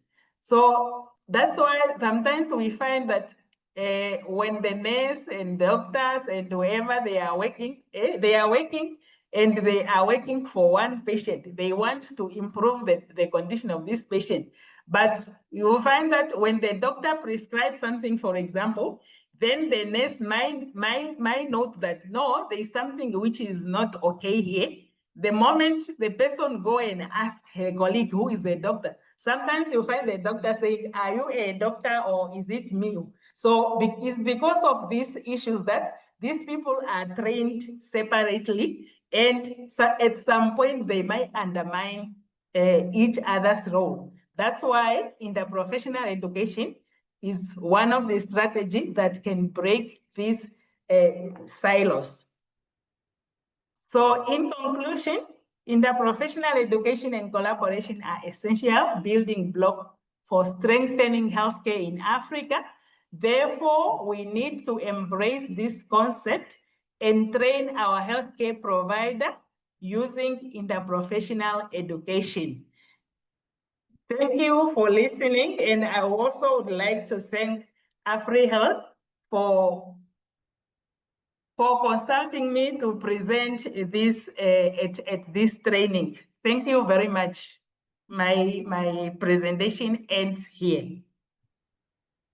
Thank you so much, Dr. Esther Malenga. We are grateful to have you, and thanks so much for Dr. Bako. Thank you. So far, so good. And I must admit the participation is very encouraging. We really appreciate everyone who has joined us. And the speakers have been very explicit and concise. The driving force keeps moving. Like it's a dream we thought was oblique, but with the presentations, I think there will be light at the end of the tunnel. Thank you very much, Dr. Malenga, for the presentation. There's a slogan we have in AfriHealth, and it says, when you want to go far, go alone. But when you want to go fast, when you want to work fast, go fast or work fast, you go alone. But when you want to go far, you work together. The next presentation is going to be by Dr. Aubrey Chichonyi Kalungia. And the topic is innovative approaches in IPECP. Dr. Kalungia is from the School of Health Sciences, University of Zambia. And the presentation will be moderated by Dr. Kolile Dlamini of the Faculty of Health Sciences, University of Eswatini. Professor Kalungia, welcome, and it's over to you. You have 20 minutes, please. Thank you Dr. very much. Kolile. Dr. Kolile, is Kolile there? Yes, I am here, Dr. Can you Paku. please give us an abridged citation of Dr. Kalungia? Well, thank you, Dr. Paku. Okay, ladies and gentlemen, thank you for participating. We know that our traditional approaches to education are being transformed with newer technologies. And we have Dr. Aubrey Kalungia, who's affiliated with the University of Zambia, to give us a brief in terms of how innovative approaches are being used or maybe are transforming our IPECP. So Dr. Kalungia holds a PhD in medical education. He holds 2 master's degrees in global health sciences and in pharmacology. And currently he stands as the Assistant Dean for Postgraduate Studies in Health Sciences at the University of Zambia, sorry. And he has done vast work, scholarly. And without further ado, given our time, may I give this opportunity to Dr. Kalungia for the presentation. Thank you. Thank you very much. I'm very grateful for that introduction. I hope you can hear me clearly the other side. Yes, we can. Oh, brilliant. Thank you. Grateful. As introduced, I'm Aubrey Kalungia. Greetings from Zambia, Lusaka here where I am. It's good morning, perhaps afternoon to others. It's afternoon here. So I send warm greetings and thank you so much to the organizers, AfriHealth, for inviting me and also enabling me to share a presentation, perhaps on some learning points we can discuss together. Just to maximize the presentation and bandwidth, allow me to just turn off the video so that I can just maximize my bandwidth for the internet. Thank you. Great. So as introduced, I'm speaking to you about something that has already, I think, gained momentum. I thank the previous speakers that have gone before, that have laid the foundation for this talk. But perhaps today, I just want us to discuss and see how we can break down some of what we call these professional silos for better healthcare outcomes. Because when we talk about interprofessional education, collaborative practice, really we are trying to harmonize how we can work together as health professionals and across the spectrum of One Health. So today, basically, I'll just delve into this critical topic, but looking mostly around leveraging innovation, because the future of how we train our health professionals and how we collaborate in practice, really traditional silos are no longer sufficient, and we must explore, even in our context as Africa, some of the strategies for interprofessional education and collaborative practice that we can start to use and ultimately improve our patient care. So my goal in this presentation is just to provide you perhaps with concrete examples of adaptable, innovative approaches that you can adopt or perhaps consider adapting or developing further for our institutions with a particular context of our practice here in Africa, because we have peculiarities that make our health education, our health practice a bit more peculiar, social, cultural, and other dimensions included. Let me see if I can just move this slide. So my presentation basically is aligned to these four main areas. I won't go through each of them, but I just be answering some critical questions. I think some of them have already been answered by previous speakers, but we'll look at both the education and the practice from some conceptions of what innovation may mean, and then end up at the end, perhaps hoping to leave you with some ideas and strategies that perhaps you can want to take forward in interprofessional education and collaborative practice, and perhaps what the future holds as we go forward. I won't go over this because I think my colleagues have done justice to understand, help us to understand interprofessional education, collaborative practice, and how the conglomerate comes together. But we see these two separate entities speaking to each other and how they cross-feed from what starts first and what ends up going forward. So we start with interprofessional education because that is what we do in education. So we provide the environment where these future professionals, if you want to call them, will learn from and about each other, and of course put them in the same environment. And that is where the breaking of the silos must begin. So once we adapt IPE very coherently in our approach, perhaps we see that collaborative practice becomes second nature. The interprofessionalism starts to speak in the practice, and we see the collaborative practice starts to yield optimal health outcomes and care and services. Perhaps that is what now we see in the real world, and perhaps societies to start to distinguish. So when you speak to these constructs, I think the learning points basically are where these two things happen. Okay, where these two things happen, because IPE has an environment. It's not just putting students side by side, say pharmacy, nursing, medicine, and other health professions are learning together, but it is actually helping them to engage with each other. I think that is a critical point. I'll share some examples of what we're trying to do here at the University of Zambia and some of the milestones perhaps we've managed to achieve in this area, and perhaps see how we can learn from each other from there. And when we look at collaborative practice now, we're trying to now see what is happening in the real world, the bedside of the patient. Are decisions being done collaboratively? Is care that the patient is receiving, or perhaps even the communities as the beneficiaries of our healthcare practice, also benefiting from this collaboration? So those are the issues that we must start to think about. So we think about IPE basically as a training ground, okay? We put it as a ground for where we can start to actualize collaborative practice, because once we start to see it in the training aspects, I think we might be less worried about the practice as they venture out to affect their professional practice areas. As educators, I think might be able to convince from there.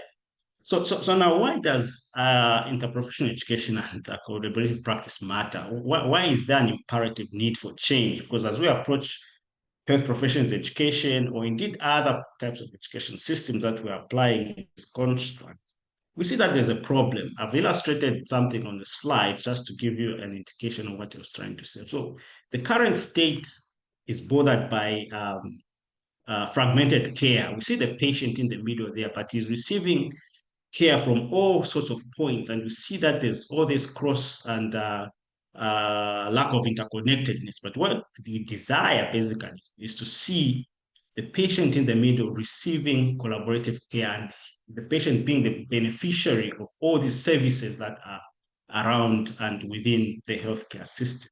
I've adapted this illustration just to give you an indication that the problem exists. Fragmentation in healthcare is real, it's costly, and most of the time it leads to a lot of problem. Medication errors, could be inefficiencies, poor communication among the healthcare team. These have already been highlighted by the previous speakers. But also the reduced client satisfaction is a big problem, particularly if you look at public health care and the like, which is very dominant here in Africa. We see that problem exists, and most of it is boiled down to the fact that perhaps collaborative practice could be a contributing factor. Of course, there are several other reasons, but we want to speak to those that are close to us. So there's been a landmark report. I think if you read reports around the WHO and so on, this is where I think some of it comes to be adapted, and several other publications highlighting to the fact that if we think around medication errors, for example, miscommunication, duplicated tests that happen often, then patients feeling lost in the system of healthcare, really. These kind of happenings are quite dominant in our system, and we want to start to speak to them and to see how we can start to restructure training and rethinking how practice is going to be impacted by how we train our professionals. So the ultimate goal then for interprofessional education and, of course, collaborative practice, we see it being having a very crystal clear and better and safer, perhaps if I can call it that, quality of healthcare that's patient-centered. So if we start to construct it around there, then perhaps we might be getting to a desired state. These challenges have already been highlighted. I think I thank the previous presentation because they really broke this down very clearly. And of course, the first presenter and second presenter also speak to these issues. But for me, I think how do we move forward? Because the challenges and the barriers in IPE are there and they exist. So how do we overcome this? So I'm proposing a few indications there that usually these problems in IPE are not usually isolated events, okay? They're usually deep-rooted structural issues that we might have to start to deal with in African institutions. So if we really have to go through these, we see role clarification becoming a very important aspect. We need to start to gain understanding of all the aspects of the healthcare team, knowing the roles of the members, grouping the roles, and also having that knowledge of the roles identified and taught across the IPE structure so that everyone knows what they are supposed to do. And also role valuing, because this is quite a very, very significant issue, because sometimes in the structure of healthcare, there are these professional hierarchies that I think have already been spoken to, but we see others who play perhaps in the context or in very inverted commas, very minor roles. For example, even in the hospital setting, we see the janitors and others who make sure that infection prevention is maintained. We kind of think they're not doing a lot of things, but they're very critical members of the healthcare team. Because imagine we walk in a ward, you are the doctor or the pharmacist or indeed the nurse, and you find your ward is unclean. All those aspects. So valuing the roles becomes very, showing respect for those that you think are playing minor roles, even if they are lower in the hierarchy of remuneration. But if we understand their contribution, we create trust and safe environments for them to practice. It will lead to shared decision-making around the patient care. And of course, power sharing. Yes, there's so much unwillingness to facilitate joint decision-making and power sharing within groups. So we see some assuming leadership, others assuming followers, but even in healthcare, that is a problem. But as we prepare these health professionals, perhaps we might want to start to speak to how we can start to do power sharing around decision-making on clinical care. It's very important. It's not all the time that a diagnosis has to be made by one person. For example, there could be contribution from the laboratory scientists. There could be contributions from the nursing staff. Even the patients themselves are key in decision making. So power sharing in decision making on healthcare is something that has to start from training and team building and seeing how our graduates will be able to transfer that into their practice. So why does innovation matter then? Perhaps there's an imperative need for us to think about this because innovation is not a luxury, actually, today. I think that in Africa, we need to think very critically about it. It's a necessity. We need to move. Okay, the world is very advanced at the moment. And I think that we need to start to think about how we can start to leverage our own capabilities to innovate better ways of doing things. Without innovation, really, we continue to produce siloed professionals struggling to collaborate. I think those problems will continue to exist if we don't think about moving out of the conundrum that we are in certain aspects of training. So the complexity really today is it requires us to think interdependently on solutions and of course depend on one another, perhaps to collaborate and align to meet the changing healthcare landscape that is continuously evolving. Of course, we've heard from this seminar how COVID-19 has taught us lessons, how perhaps we can try to do things differently in Africa and start to depend on each other. But beyond that and within that, we want to see that collaboration integrated in healthcare professional training programs. So let me go to the gist of my presentation, perhaps just to stimulate you some ideas around innovation. What are we talking about when we say we need to innovate? So I'll speak to a few areas based on our experiences of what we're doing here at the University of Zambia. We're just coming out of a very important milestone project, one capstone project we did over here in Zambia. I think there are two now. I can speak to the one I participated in actively, the Strengthening Health Education Partnership Initiative in Zambia, the SHAPEACE project. If you have time, perhaps I can provide a link to look at how it went through. We collaborated several institutions, University of Zambia and Corporate University, private universities like Eden University, to try to streamline interprofessional education in health. And a few aspects came out very strongly, which I think I'll highlight here, some of the things that we spoke to. So we'll talk about some key areas of innovation and some tools that can be onboarded, perhaps for delivering IPE in any contemporary context. And I'll briefly talk through these that I've listed on the slide here, because we've seen some of them being applied. So the first innovation area that I'll interest you to for delivering the professional education are things that are perhaps not far from us, because we're living in a digitally advanced era. The technology advancements that we have now have also come into education. So we're seeing simulation-based, technology-driven education now coming very strongly in our setting, of course, with some costs attached to it, because you have to invest in the technology. But technology offers powerful tools for tackling these traditional barriers that we've talked about. For example, now we've got these virtual simulation labs or artificial augmented reality labs that you may call them. They are digital spaces where participants get into a digital space to simulate roles. Okay, they're not necessarily interacting physically, but they'll get into a virtual simulated environment where they assume roles in patient care, and then they start to talk through those roles and participate in a very highly immersive simulation that is quite safe because they're not in the physical environment, but you can simulate an environment, a theater situation, for example, conducting a digital operation, a delivery or whatnot, and then the students get into what we call a simulation environment where they put on the Google simulation apparatus, and then they start to speak to each other, even if they're not physically together, but they are in the virtual space, which is simulating a clinical care environment. So they can do it from different locations, which is the beauty about this technology, is that students can learn even from isolated physical environments, but they get into a simulated emergency room or patient's care space, forcing real-time communication because all this is done online. And then they start to discuss clinical care situations and doing different roles. Okay, there's a lot of role playing that we can take up. As an educator also, you can place yourself in the virtual simulation environment and play a particular role, whether you are the one who's the clinical care head team, or perhaps you're playing the role of the patient, and then you're interacting with your patients virtually. Quite interesting stuff if you see it in the real world, but it is all done in a virtual simulated space.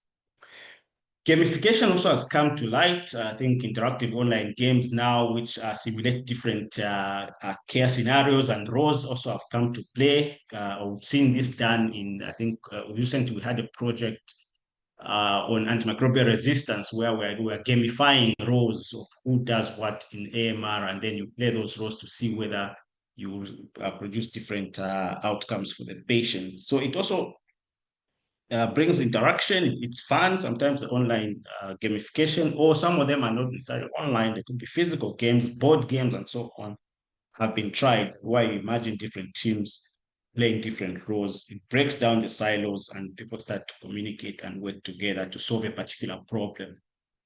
We also see the oncoming now of telehealth. Telehealth has come to stay. I think most African countries are investing heavily in telehealth now, and IPE-based telehealth is particularly coming. Recently in Zambia, we had a project that the American government built a facility at one of the largest teaching hospitals in Zambia. The Institute of Digital Health now is active, and we have the echo sessions running where interprofessional education runs in different topic areas: HIV/AIDS, the telehealth on COVID-19, the telehealth on microbial resistance, and different communities of learners across the country are able to join in the telehealth sessions. And then there's a lot of learning that happens among students, including professionals, through video conferencing and learning from expert consultants who are able to bring their experience to the table, and they learn from that. This was one area. So let me move very quickly, perhaps, to other aspects that you might want to think about innovation. Area number 2, where we think of innovation, are issues around case-based and practice-based learning. I think we've already heard about some of these aspects. I've highlighted a few benefits of each of these, where you introduce, for example, interprofessional student clinics or hotspots. Hotspots have been tried here at our university, particularly in our schools, where we get teams of students. These are student-driven initiatives. They run, of course, they are miniature, not necessarily full-blown clinics, but they will run clinics within sometimes student populations, or indeed certain chronic care situations where they put up help desks where information is given even straight to the public sometimes, but they're doing it in an interprofessional way, okay? And then they have some authentic practice that goes on with that. Or sometimes we give them interprofessional education topics where they're able to, or a project where they do together, and then they break down that project into several components of interprofessional education nature. Sometimes we bring what you call patients as educators, where we bring a real patient to come and speak to a class of interprofessional students about their condition, for example, a diabetic patient or a person living with HIV/AIDS and so on. And they start to learn different facets of how they interact with that patient and see what kinds of learning that can be done in their professional endeavors. Other models of innovation that we have are what we call integrated interprofessional education models. So here now we're trying to see how we can integrate interprofessional education, mainstreaming it in curricula, perhaps even outside of curricula. So we have to rethink really how innovation will happen, because it won't happen as an isolated event, but there are several threads that can be put into curricula. For example, longitudinal threads in IPE, we call them. These are aspects of IPE that are put in the curriculum years as they go on, to see whether they can depict certain aspects of IPE as they move into their professional years of training, and see them also acquire certain competencies as they go. We've seen also co-curricular IPE, where if it's not in the main curriculum, perhaps, like I said earlier, student-run initiatives can also start to be integrated, where they have interest groups in IPE, perhaps they do group projects together, and they start to share that passion of learning together as they proceed. And I think importantly, as I wind up, is we see IPE mostly now engaging with community. I think it's a very powerful tool. I think that's been the most traditionally used, but it can be innovated further because, as you know, and the saying goes that nothing can happen without the community. So we need to start to explore how IPE, including CP, really can go beyond the hospital walls and venture into community engaged IPE practice. It is not charity work, however, because it involves a lot of engagement, reciprocal partnerships, because communities are not cases. Because sometimes we think that we go into the community to treat them as cases. They're actually co-designers of learning. Because there's a mantra that says that nothing can happen without us, okay? About us, but not without us. So that is how the community works. So in practice, really, we need to train our students either from all these backgrounds, whether it's nursing, public health, or indeed medicine, pharmacy, to really collaborate with communities and how they can identify areas where they can start to contribute to mapping out solutions for communities, whether it is food insecurity, whether it is maternal and child health, and so on. But why does this matter? So that the impact we see really is that students learn to listen before they actually do anything like an intervention, whether it's prescribing or what they view that they'll be doing in future. So the community's non-compliance might be buzzwords that don't reach a clinic. Okay? Or we also break down silos of distrust from the health system, because sometimes those cultural aspects in our healthcare are existing. But when healthcare is taken to the community, really, and they participate in organizing the healthcare, they become more active participants in that care. So it's really broadening the perspective for students so that they learn how to nurture and solve community problems. Lastly, I'll talk about the professional learning hubs, but these, of course, have already been identified in the previous speaker. So here now we try to see how learning hubs can be created, whether within the institution or across institutions. This is about collaboration and creating champions for IPE, whether they're dedicated IPE facilitators here or indeed professionals who are skilled in facilitating IPE, who can create psychological safety spaces for students to learn in that environment and also share their own experiences. So how do we monitor whether it's working, it's not working? Sometimes it's difficult to measure IPE. You don't know exactly whether it works, but I'll highlight a few examples of what we've tried. I think my slide skipped. So sometimes we do IPE team-based assessments where we measure within the teams of students to see whether they've valued what they've encountered with each other or not. We do reflective portfolios. They can write about their experiences, learning from and about others. Also, we do sometimes these what you call practical assessments where we have competency rubrics to see whether certain tasks can be performed in the professional nature or not. Also, 360 evaluation, if I've gone out in communities to see whether they can be evaluated from there. Or tools, really, direct observation tools where as educators we go in with validated instruments. For example, I think the most famous one is the McMaster Ottawa Team Observation Clinical Encounter tool. I think this has been widely used in several institutions. We're using it extensively here at the University of Zambia. Or any other assessment tools that can be given, including self-assessment questionnaires and evaluations. And of course, longitudinally, we want to evaluate patient care outcomes. This is now going to translate into community collaborative practice to see whether really healthcare outcomes are improving or not. And their strategies, how we can implement these. We can start to embed into curricula, where we start to see strategies where curricula is speaking to the professional education. Of course, there are challenges and also there are opportunities, but how do we win? We need champions to drive IPE in our institutions. We need leadership to buy into the IPE concept. Of course, starting small, and then we start to scale up. And the most bigger elephant in the room, it's about money, really. Some of these things can't be done just by sitting in a boardroom and discussing. Funds and resources need to be mobilized to invest in infrastructure, technologies, and tools, okay? They don't just come on their own. Lastly, I think it's my last slide. I've spoken so long. Sorry about the time, but I thought I'd just make the point. So where are we going for this? I think in Africa, yeah, we need perhaps to establish some regional or in-country IPE centers of excellence where some of these practices, where they're identified and known, we can learn from each other, start to see where we can also leverage incorporating IPE and collaborative practice in national health workforce strategies. This is also going to speak to downstreaming it down into curricular development and also national health strategy. If they speak to that, really, that harmonization really build the pathway. Digital technology, yes, we need it. We can't do without it at the moment. What we're doing even right now, I think, is part of digital technologies. These technologies are not ours, because they came from somewhere, but we can see and leverage and start to build on what we can use them for.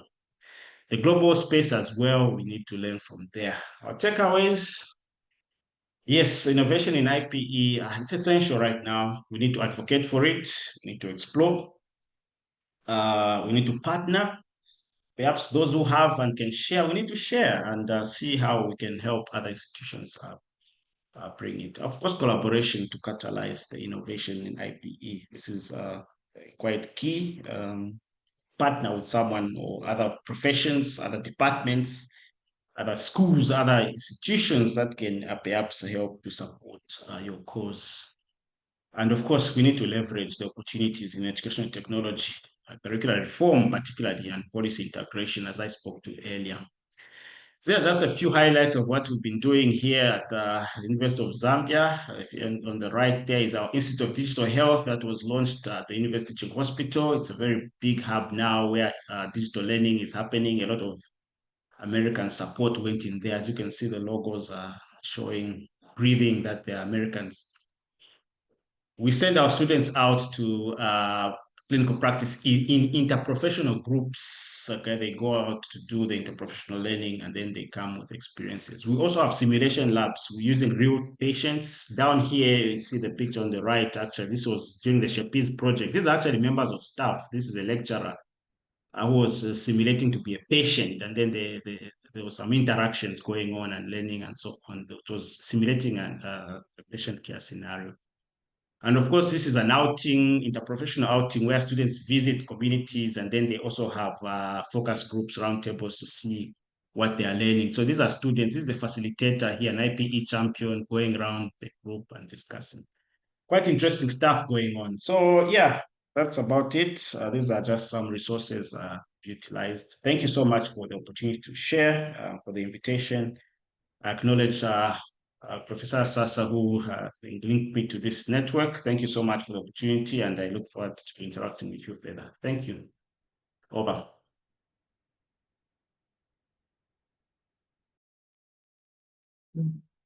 Dr. Dlamini, still there? Yes, thank you so much, Dr. WB. Anyway, you can take over, Dr. Paco. Thank you, Dr. Kalungia. That was very insightful and engaging, because it had a lot of practical solutions and ideas we could just actually implement in our institutions if we really want to continue with the IPECP journey. With the presentation so far, I am beginning to feel that, yes, IPECP is not impossible in Africa. It is possible. And this last presentation has showed a practical example in a university in Africa for others to emulate. Thank you so much, Dr. Kalungia. So we're supposed to have 2 more presentations, but we'll be taking just one. The final presentation, we've decided, because of the nature of the presentation, we have decided to make it a webinar, which will be coming very soon. So we'll be taking our last presentation now, which is going to be delivered by Mr. Calvin Ncha. Oh, I hope I don't murder your name. Ncha Oyong Akon. He is with the Global Health Systems Solutions in Douala, Cameroon. And his presentation will be moderated by Ms. Evelyn Chilemba of Kamuzu University of Health Sciences in Malawi. So, Mr. Calvin, you have 20 minutes. We want to round up. We want to take the questions after your presentation. Then we round up the session, the workshop altogether. Thank you so much for accepting our invitation. Thank you. Mrs. Evelyn Chilemba. Thank you so much. Good afternoon, good evening, probably good morning. Quite interesting. I'm going to introduce Kevin from Cameroon. He's a public health expert with qualifications. He qualified as a nurse, but then he has changed. He has become now a public health expert. His bias in research is on antimicrobials, in antimicrobial resistant dynamics in hospital settings. He has expertise of over 1 decade in epidemiology, malaria control, epidemiology, surveillance, and vector-borne diseases. Kelvin has worked widely in Africa, that's the sub-Saharan Africa, Central Africa, Republic of Niger, Sierra Leone, and Chad. He has skills in stakeholder engagement, operational research, and decision-making. So indeed, we are going to benefit a lot from what he's going to tell us about One Health and how to engage with interprofessional education and collaborative practice. So over to you, Kevin. Thank you.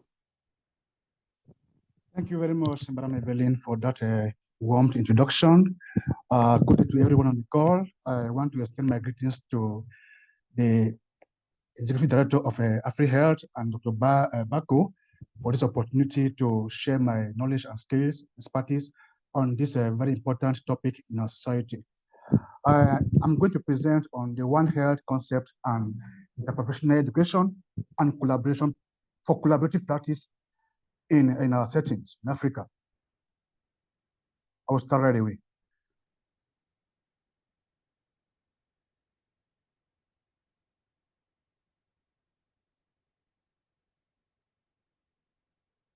Okay. Introduction to the One Health concept. One Health concept is multidisciplinary approach that recognizes that interconnectedness between the health of humans, the health of animals, and the environment. There's nothing we cannot do, we cannot prevent the spread of diseases without involving these three sectors together. If we're only focusing only on human health, then we are missing out the points, because we have emerging and re-emerging diseases that are coming out from different sectors that we need to put our hands on decks to make sure we work together and curb the spread of these infections. We are having antimicrobial resistance, for example, that is widespread in Africa. And according to Africa CDC, antimicrobial resistance is killing more than HIV, more than malaria, and more than tuberculosis in Africa. And the death rate is highest in the world. So there's a lot to do when it concerns antimicrobial resistance. And the only way out to solve this problem is through a One Health approach. People take antibiotics, don't consume it very well. They put prescriptions in the hospitals. They dispose of the antibiotics anyhow in the environment. Farmers use it in poultry farmers, in poultry farmings, animal husbandries. So there's a lot to do when it comes to antimicrobial resistance. In our fisheries, people use it to feed their fishes and to prevent diseases, and then it causes a lot of resistance. And when they kill these fishes and they kill animals, we eat animals. So there's that interconnectedness between the human health, the animal health, and the environment, particularly where it concerns antimicrobial resistance. And our food safety is also at risk. The environmental pollution demonstrate how disruptions in one sector can have a cascading effect on others. So there's no independent sector. It all affects one sector and another. So we have to put hands together in these different sectors to make sure that we work together to prevent this threats in our continent. One Health promotes a collaborative, a multisectoral, and transdisciplinary approach to health challenges at the human-animal environment interface. Previous speakers have spoken a lot on collaboration, on multi-sectoral approach and all that. So I'll just throw more lights here again on with respect to One Health. One Health is grounded in the understanding that no single discipline or sector can effectively address complex global health issues alone. It cannot happen. It's a collaborative effort, as I explained. So it encourages stakeholders from different fields to work together, including public health, that's from the human health sector, veterinary medicines, agriculture, wildlife, environmental sciences, to work together to design and implement effective and sustainable interventions. And most often, when there's this outbreak, we are most often focused on the human health sector. Here in Cameroon, it's very difficult to see in Cameroon human health staff from the public health sector collaborating with the sectors from staff from the animal health sector or from the environment. We are always doing our things independently without that collaboration. So it's very important for us to come together from different sectors to work with a key aim, a main focus to make sure we improve our health outcome of the populace. Interprofessional education for collaborative practice. As I said, it occurs. All the previous speakers have dealt with this definition, but just to throw more light again, it occurs when students or professionals from 2 or more disciplines, they learn about a particular concept, a particular disease together, they learn from each other, and they learn with each other to enable effective collaboration and improve health outcomes.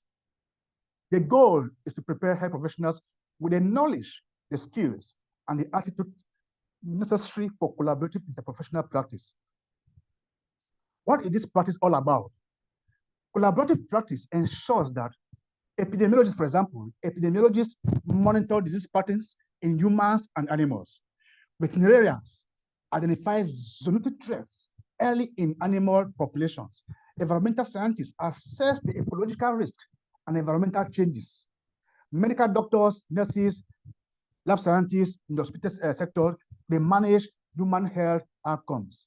Social scientists, policy experts analyze behavioral and governance dimensions. So all these professionals come together. We are working for the same purpose, to optimize human health outcomes. It's not like we are working independently and differently. So we have to collaborate, bring in another common platform where we all sit together and do the planning.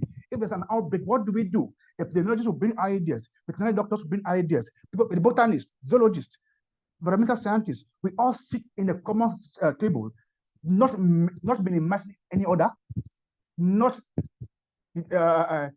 feeling kind of a complex, like my previous presenter said, about we having superiority complex over the other, or inferiority complex over the other, not the other. No, we are sitting in a round table conference and we plan on how to tackle this particular outbreak.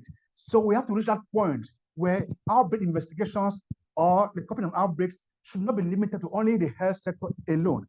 All these other sectors have to come in place. Now we plan together, we design the interventions together, and then we execute these interventions together. So the key benefits of interprofessional education in the context of One Health. I know the previous presenters have talked about these benefits of interprofessional education, but I'm going to emphasize in the context of One Health. The first point, the first benefits of interprofessional education in One Health is that it enables early detection and control of zoonotic diseases. It's very, very important. There's that joint surveillance by medical doctors, by veterinary professionals, that helps in the early detection of diseases such as rabies, toxoplasmosis, and Ebola. So we work together, joint surveillance. Doctors come from different sectors, environmental scientists come together, as I explained. Then we work to prevent the spread, to monitor the spread of zoonotic diseases. Ebola is a lesson, COVID-19 diseases, rabies, there are a lot of them out there that are occurring and occurring at times unnoticed because we don't do surveillance. And we don't come together to bring our ideas together to make sure that these diseases are prevented even before they spread to a wider extent. The second benefit is for integrated risk assessment. Combining ecological and health data leads to more comprehensive risk assessment for issues like antimicrobial resistance or pesticide exposure, as I explained. we have to come together to make sure how do we conduct risk assessment in the hospital? How do we conduct risk assessment within the animal sector? How do we conduct risk assessment in the environment? A medical doctor may not know how to conduct risk assessment in the environment. The environmentalist may not know how to conduct risk assessment in the hospital. But when we come together and put ideas together, we bring out a checklist, and they'll go out together, and then we'll find out when it concerns the environment, the specialist is there. When it concerns the animal, then we share our data. We share the data. We don't just work and then keep data to ourselves. We share this what we find from this sector. Then what do we do? We collaborate, and then we harmonize this data to give us an appropriate diagnosis of the situation at hand. It helps us to improve communication. When we collaborate with different sectors, it fosters better communication across these sectors, leading to timely coordinated responses during health emergencies. When we communicate, when we collaborate, we have timely information. We have timely communication about what is happening in the field. The people from the human sector, from the animal sector, can give us data on what is happening, real-time data. The sector, the environmental scientists, for example, will give us what's happening in the environment. We should have a common platform where this data is coming in. So we have real-time data on the situation at hand to enable us to have to design effective interventions. That is thanks to when we have interprofessional education and collaboration. It helps our policymakers to have evidence-based information to enhance holistic health policies and programs. The policymakers may not depend only on the health sector. They may not depend only on the animal sector. They may not depend only on the environmental sector. But when these three sectors comes together and then brings out information and present to them, it will help them. It will be more convincing for them to bring us policy that will help our patients, our populations out there. How do we connect One Health and interprofessional education? Interprofessional education provides the foundation for collaboration by equipping future professionals with the skills to work effectively across disciplines. It fosters a culture of mutual respect and shared responsibility for health at all levels. We have to respect each other. Most often, we in the human health sector, we always feel that as superior above every other personnel.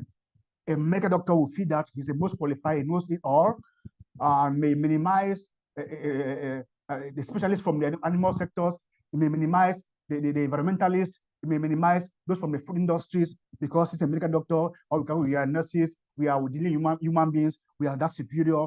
So it doesn't work that way. So when we have that interprofessional education and training with different professionals from different sectors, it helps also. We have to recognize the expertise from these different professionals who are not in our field, and then we realize that these people have a lot to offer, even though we may be minimizing them. But if we don't have that interprofessional education, we may minimize their inputs because we don't know what they can offer. It enables comprehensive responses to health threats that transcend traditional sectoral boundaries. Very, very important. There are threats that I mentioned about threats. We have emerging threats. We have emerging infections that are coming up again. Rabies, guinea worm diseases that were once eliminated, they're not coming up in Central African Republic, especially in our own context where it's dominated by with French. It's difficult to have that collaboration because everybody wants to focus or to concentrate only in his own field. We don't want to share ideas to other professionals from other sectors. So when we have that interprofessional education, what happens in One Health approach, it enables that comprehensive responses to health threats by sharing information, by trusting one another with data from our different sectors. Let's look at the practical examples to enhance interprofessional education. I'm very happy the previous presenter, Dr. Obe, has elaborated, even showed us pictures of what is happening in his country. I want to just also throw some light just to buttress what he has shown us. The first way to enhance interprofessional education under the One Health concept is to organize students in the universities to have interdisciplinary case discussions and conferences between students and professionals. We have professionals from the health sectors, human health sectors, professionals from the animal health sectors, professionals from the environment. They come and sit in the same hall and they discuss, they bring a particular case. For example, antimicrobial resistance. Doctors, nurses, lab scientists from the human health sector, they will give their experience. They will discuss on how it occurs, how to prevent it, how to manage it. The environmentalists will give expose on how it occurs, how to manage, how to prevent it. The animal sector intends give a presentation, bring out points, bring out intervention, bring out strategies on how to manage antimicrobial resistance, for example, because they use antibiotics in their sector a lot to feed their animals, to feed fishes, to feed for fertilizers, to grow our food in the farms. So they have a lot to offer. So when we sit in the same hall and we discuss ideas, bring a particular case and discuss rabies from dogs, toxoplasmosis from cats, we discuss about, and then we see how we can collaborate to make sure we tackle this particular disease. It's very important. All of us will share ideas and everybody will learn from each other. We have conferences that will invite these experts from different sectors. They come and do presentations. In the schools, we have we have clubs. We form clubs in students, within students, in school, universities. Students from the Department of Nursing, Department of Medicine, Department of Environmental Sciences, Botany, Zoology, they all pharmacists, they all form a club, one club, where they meet, they discuss, like what that Dr. Bray has told us what is happening there. We have seen pictures. That is what is supposed to be happening everywhere in our continent. I'm very glad it happened. I thought it's not even happening anywhere in Africa, but it's happening that way. In Cameroon, we are still far from it. So we have to bring that to the students together. It starts from the school. When it starts from the school, when they are inculcated with that culture of collaboration with different sectors, by the time they graduate and they are practicing in different places, it will not be difficult for them to collaborate with different sectors to prevent the spread of diseases. The next one, we have to ensure a collaborative field work and community engagement to bring the students to go out in the field, do assessment in the field, in the communities, bring out your assessment, identify problems, plan to address the problems, discuss the problems, discuss the planning, discuss the interventions within the students' environment, within the students in that club. The students that are found, that are made up of different, they are from different departments. And then they discuss, you see how ideas will come from different students from different departments. And then you see how holistic the intervention will be when addressing that particular health challenge. We also need to integrate curriculum modules and workshops in our settings, in our schools, in our environments where we practice. When we go out for workshops, the workshops should not be only targeting only on human health. The workshops should have topics that will touch the human health sector, topics that will touch the animal health sectors, topics that will touch the environmental health sectors, such that the specialists, the experts from these different sectors will have something in common to learn. It's not like we are having independent trainings, but the trainings that will encompass different professionals from different sectors, from different departments. So we have one curriculum, one training module that will be used to train these professionals from different sectors. Then we should have simulated outbreak response exercises. I'm glad Dr. Obre has, he has explained and even show us particular pictures of what has happened there. So I will not explain more here. So we have these simulations where we should know, a doctor should know how to identify signs and symptoms. The environmentalists should know how to identify common signs and symptoms of a disease. The zoologists, the botanists, they should know how to identify common signs and symptoms of rabies, of dengue fever, of dracunculiasis. They should know these are all zoonotic infections.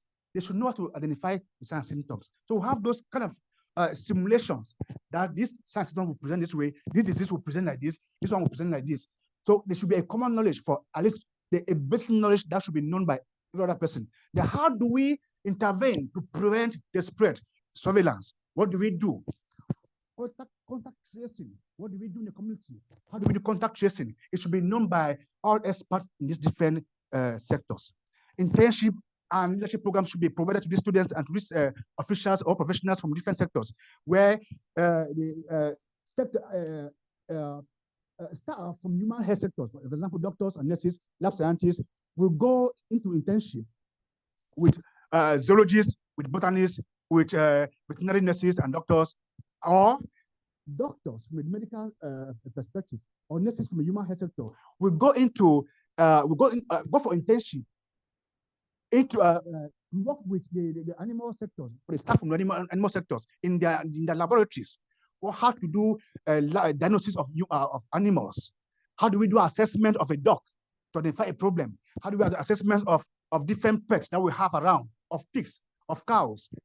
A nurse from a human health sector should have some basic knowledge.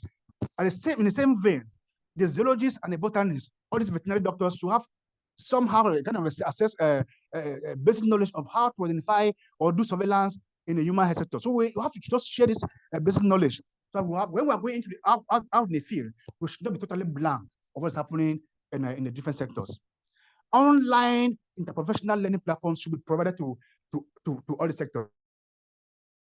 This one is very, very common. That will have a learning management system that will incorporate topics or concepts from the human health sectors, topics from the animal health sectors, topics from the environment. They are all incorporated into one module, and they are online. They are online and put it on the online platforms, whereby students or professionals from different sectors can go and learn.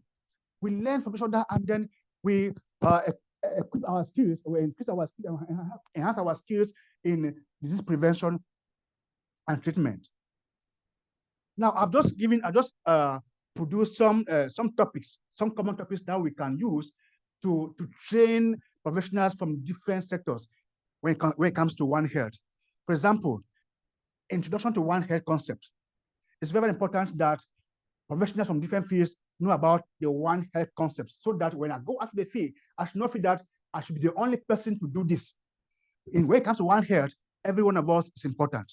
The next one, zoonotic diseases and transmission pathways. We should know how rabies are transmitted, how they are contracted, how they are treated, how they should be prevented, how they should be monitored. Every one of us should know from different sectors. Outbreak detection, surveillance and response systems, risk assessment and risk communication, interprofessional collaboration and communication, which should be known by everyone. Antimicrobial resistance and stewardship. Stewardship is a rational use of antibiotics. It should be known. We have to know how to guard the use of antibiotics. It's very, very important. I'm insisting because antimicrobial resistance is the #1 killer in Africa right now, according to Africa CDC. It's very, very important. How do we use antibiotics in the human health? The prescription by the doctors, the lab scientists, do they know how to do culture and sensitivity? What about the nurses who are dispensing the medications, the pharmacists? What about the veterinary doctors, the farmers doing farming in the fisheries or animal husbandry, the poultry farmers? How do they use their antibiotics? They should be equipped with knowledge, because antimicrobial resistance stems from these practices. How do we dispose of expired antibiotics?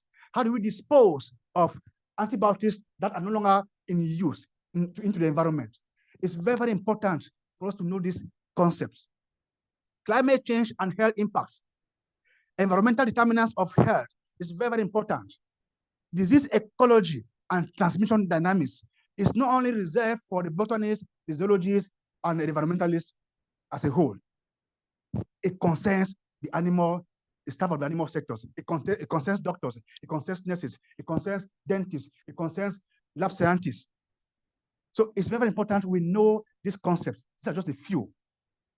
And also, simulation of outbreak investigation is very important. For example, anthrax, Ebola. How do we carry out outbreak investigations, contact tracing, lab investigations, and all that? We have these simulations should not be taught only to staff of the human health sector only, but it should be extended to the environment and the animal health sectors. Very important for us to know how the simulations, community engagement strategies from all sectors. Very important for us to know how do we engage the communities. What are the interventions to utilize to ensure that we do have the buy-in in the community trust us. And most importantly, data sharing and reporting protocols is very, very important.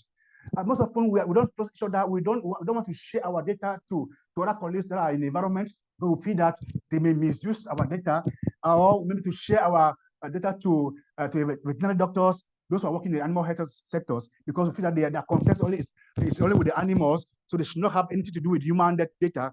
And that's the misconception that we're having. And if you have that platform to share data, in Cameroon, we're using this platform, DHIS2, I'm sure it's being used widely in Africa. But most often, this DHIS2 is being used only for human health data. But we should have a common platform where the environmentalists and the other staff from these sectors come together, and they will have a common platform where they share their data of what is happening in their communities, what is happening in their sectors, what's happening within the animals, what's happening within the plants, within the food that we eat. It's very, very important. It will help us a lot in coping the spread of diseases. Joint risk mapping and scenario planning is very, very important for us.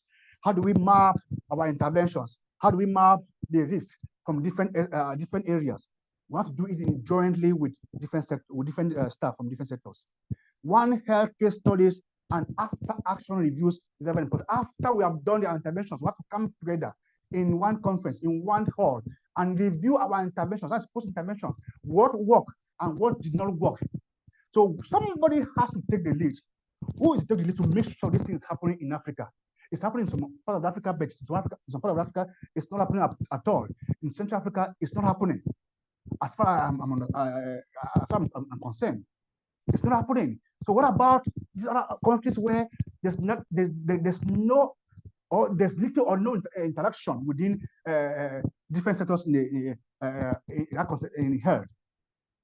Because most often we are always this human health all the time. We focus on human health, and even external partners, the funding comes mostly to the human health sector. What about the animal health sector? What about the environmentalists? So we have to find a way to bring an avenue where students, professionals should have that common platform where we collaborate and work together for the common goal.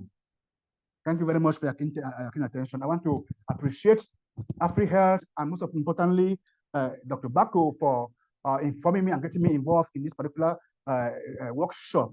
I hope that in the next future, there's a lot to offer. When the time permits, when the opportunity presents, we'll have a lot to offer. Thank you very much for the opportunity. This is I've shared. I hope it was followed up. I'm very sorry. I almost missed the time, so I joined very late because the time that was given to me a bit different. Thank you very much. I now end my presentation. Thank you. Thank you very much, Kelvin. Quite enlightening and very interesting. So I hand over to Bako. Thank you, Calvin. And I honestly don't know what to say. I got to learn a whole lot today, and I'm beginning to think we may likely come up with a group that will create a module for training on IPECP. I think we need to have a module that will guide with the kind of resource persons I have seen today. I think it's possible. Thank you very much, Mr. Calvin, and I hope your participation will be a stepping stone to having an AfriHealth Central Africa regional chapter. Thank you so much for joining. Then, Thank you. For the participants, please, if you have questions, we'll be taking 2 questions per presenter. If you have a question for a particular presenter, you will let us know who you are directing your question to, and he will answer it directly. You direct it to the presenter, please.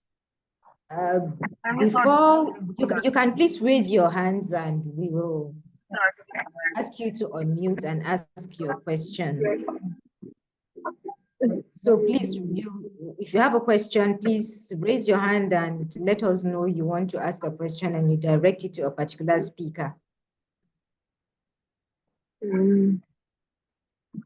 Anybody? Are there questions, please? Are there questions for the speakers? Kindly check the chat box. There might be questions in the chat box. Okay. Well, so far, what I have been monitoring on the chat box are messages thanking us and saying thank you for everything. Do we have, please, do we have questions for the speakers?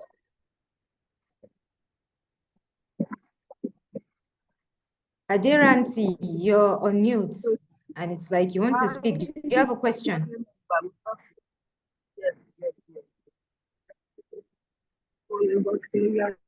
Well, since from what I have seen, is there anyone that has raised his hand? No. Well, okay, there's a question from Brighton. Okay, please ask your question and direct it to the speaker, please. Yes, thank you. No, it's not a real question.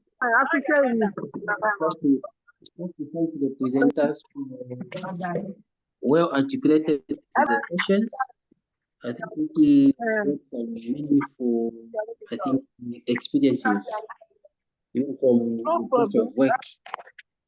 I'm sure I collaborate with other professions as we work is very cardinal. I think these presentations, I think they brought in key issues which we feel should be supported in my submission.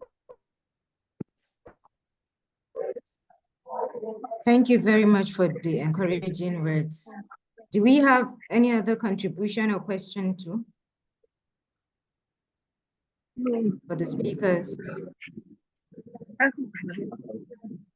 Well, I haven't seen a hand raised, so I want to believe that the presentations were self-explanatory. The concept has been, okay, there's a question. Please, madam, you can speak. The director has mine is not a question, but mine is for the student community.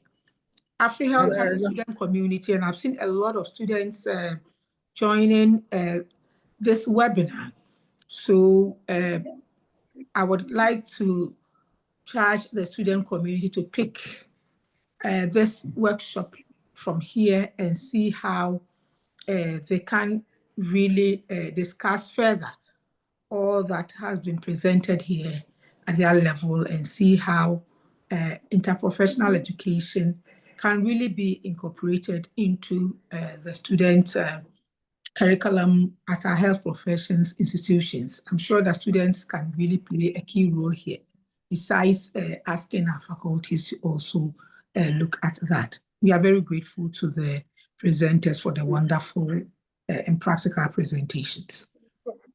Over.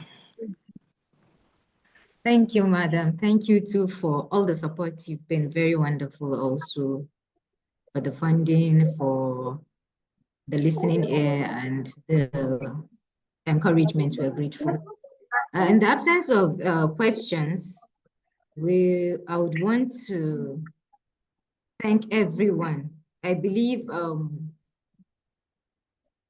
this wouldn't have been possible without, we actually, I think I don't want to say I have the best team, but honestly, the team at IPECP is just a reflection of IPECP. They've been very wonderful. You can see the speakers as well. They cut the length and breadth of health professions. Dr. Omona Kizito is a physician. Professor Aneto is a medical laboratory scientist by background. We have Chichongi, who is a pharmacist. We have a nurse and midwife, Mulenga. We have Calvin also, who's an epidemiologist. So we actually looked at an interprofessional team of presenters to be able to highlight it, IPECP, from their own views and perspectives, and which we have been able to achieve perfectly today. I don't know, we wouldn't have been able to do this without the IPECP. It's not something I achieved myself. I want to say a very big thank you to my co-lead, Dr. Ronald Kibuka is here. He has been very instrumental. There are members of the IPECP team that are very, very, very instrumental and helpful in the whole thing. Dr. Salina, Dr. Dlamini, Joe, everyone, thank you, thank you, thank you. I can see a hand raised. Maybe we'll just take your question before we finally call the session to an end. James, please, can you ask your question? Yes, thank you very much. James. Yeah. This has been my first time to attend this workshop, and it has been very insightful. The presentations about the interprofessional education and the collaborative practices. I was just inquiring when we're having the next symposium, so that can always be. The next symposium for AfriHealth, is that what you're asking? Yes. It's in September. It's holding in Sali, Senegal. In Dakar, Senegal. Did you get that? Yes, thank you. Are you a member of AfriHealth? Please, we will want to use this medium to encourage every attendee, every participant to join the AfriHealth community. We have, I shared the QR code. You can either scan the QR code or you can join using the link shared on the chat box. And you select your interest, your TWG of interests. After registering as a member of AfriHealth, then you'll be added to a Google, a WhatsApp group and a Google group as well. Thank you so very much for coming. Our speakers, we cannot thank you enough. We are grateful. From the length and breadth of Africa, Dr. Mulenga, thank you. Professor Aneto, Dr. Omona, a very big thank you. Calvin, thank you. Pichonyi gave us a notebook on IPECP to take home to go and initiate practical solutions there. Thank you all for your time. Thank you for your attention. Thank you for the support. IPECP members, please, I honestly can't thank you enough. We are grateful. I appreciate you. And I believe with the kind of team we have at IPECP, we'll do greater things. And I can assure you that at any time, AfriHealth is always willing to listen and willing to cooperate with whoever is interested in advancing the cause of IPECP in Africa. I can see a hand up. Can you please say a final word, then we call it a day? Nazifi. Yes, Nazifi, please, do you want to say something? Hello, Doc. Oh, okay. Hello, Dr. Paco. Yeah. Yes, this is Winifred here. I wanted to draw the participants' attention to the fact that after they've logged out, there is a post-test survey at the end. They should endeavor to fill it out. It's the same as a pre-test, but we just want to know how the whole presentations have shaped their knowledge base so that we can take it on. So please remember to fill the post-test survey. I'll also send it to their emails. Thank you. Thank you, Winifred. There are 2 comments. After these 2 comments, we would end the sessions here. I can see a hand up, but okay, Nazifi, can you please speak up and be brief, please? Because there's another hand up too. Nazifi, whatever. Yahaya Sambo, Can you Yes. unmute and speak? Yes, hello. I'm just wondering if Yeah. you can please resend the link or QR code for joining AfriHealth. That's it from me. Thank you. It's in the chat box now, but we will also share via email to all our attendees. All right, thank you. So you can please join AfriHealth, then you decide where you feel you can add value in the TWGs. Then we continue from there. Thank you for joining the call. Thank you to all our participants. I can see representation from all the regions of Africa. Thank you once again for joining. Nazifi, if you have to speak, you would have to unmute at your end. Your hand is still up, but you're not speaking. Hello, good evening, ma. Yeah, good evening. Yeah, thank you very much for such this opportunity you have given to us as a student. We really appreciate the presentation made from different presenters across the regions. We really appreciate. But ma, how do we had access to slide here from the presenters since we are a student and also a health practitioner, please? Thank you. Okay, we'll discuss that at the secretariat, and if any speaker gives us the consent to share his slides, we'll share it via email. I can see Professor Aneta. Thank you very much. Thank you so much all for joining, and hopefully we'll be taking the last presentation, which is the responsible use of AI in IPECP as a webinar. So I hope that when we want to have the webinar, everyone will want to join. Thank you, thank you, thank you, thank you, AfriHealth Secretariat. This would have been impossible without you. Thank you, the Executive Director. Thank you to IPE. You have won, the IPECP team has won. Thank you, the participation was absolutely encouraging and commendable. Thank you to everyone. Please do have a nice day. The rest of your day should enjoy the rest of your day. Thank you very much and see you some other time. Thank you, Executive Director, for taking out time to join us. And I can see Yvette. Thank you for giving us the funds. We'll be ending the session now, and hopefully we'll meet next time.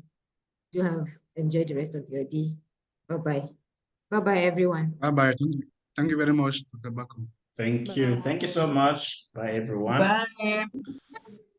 Bye. Yeah, bye.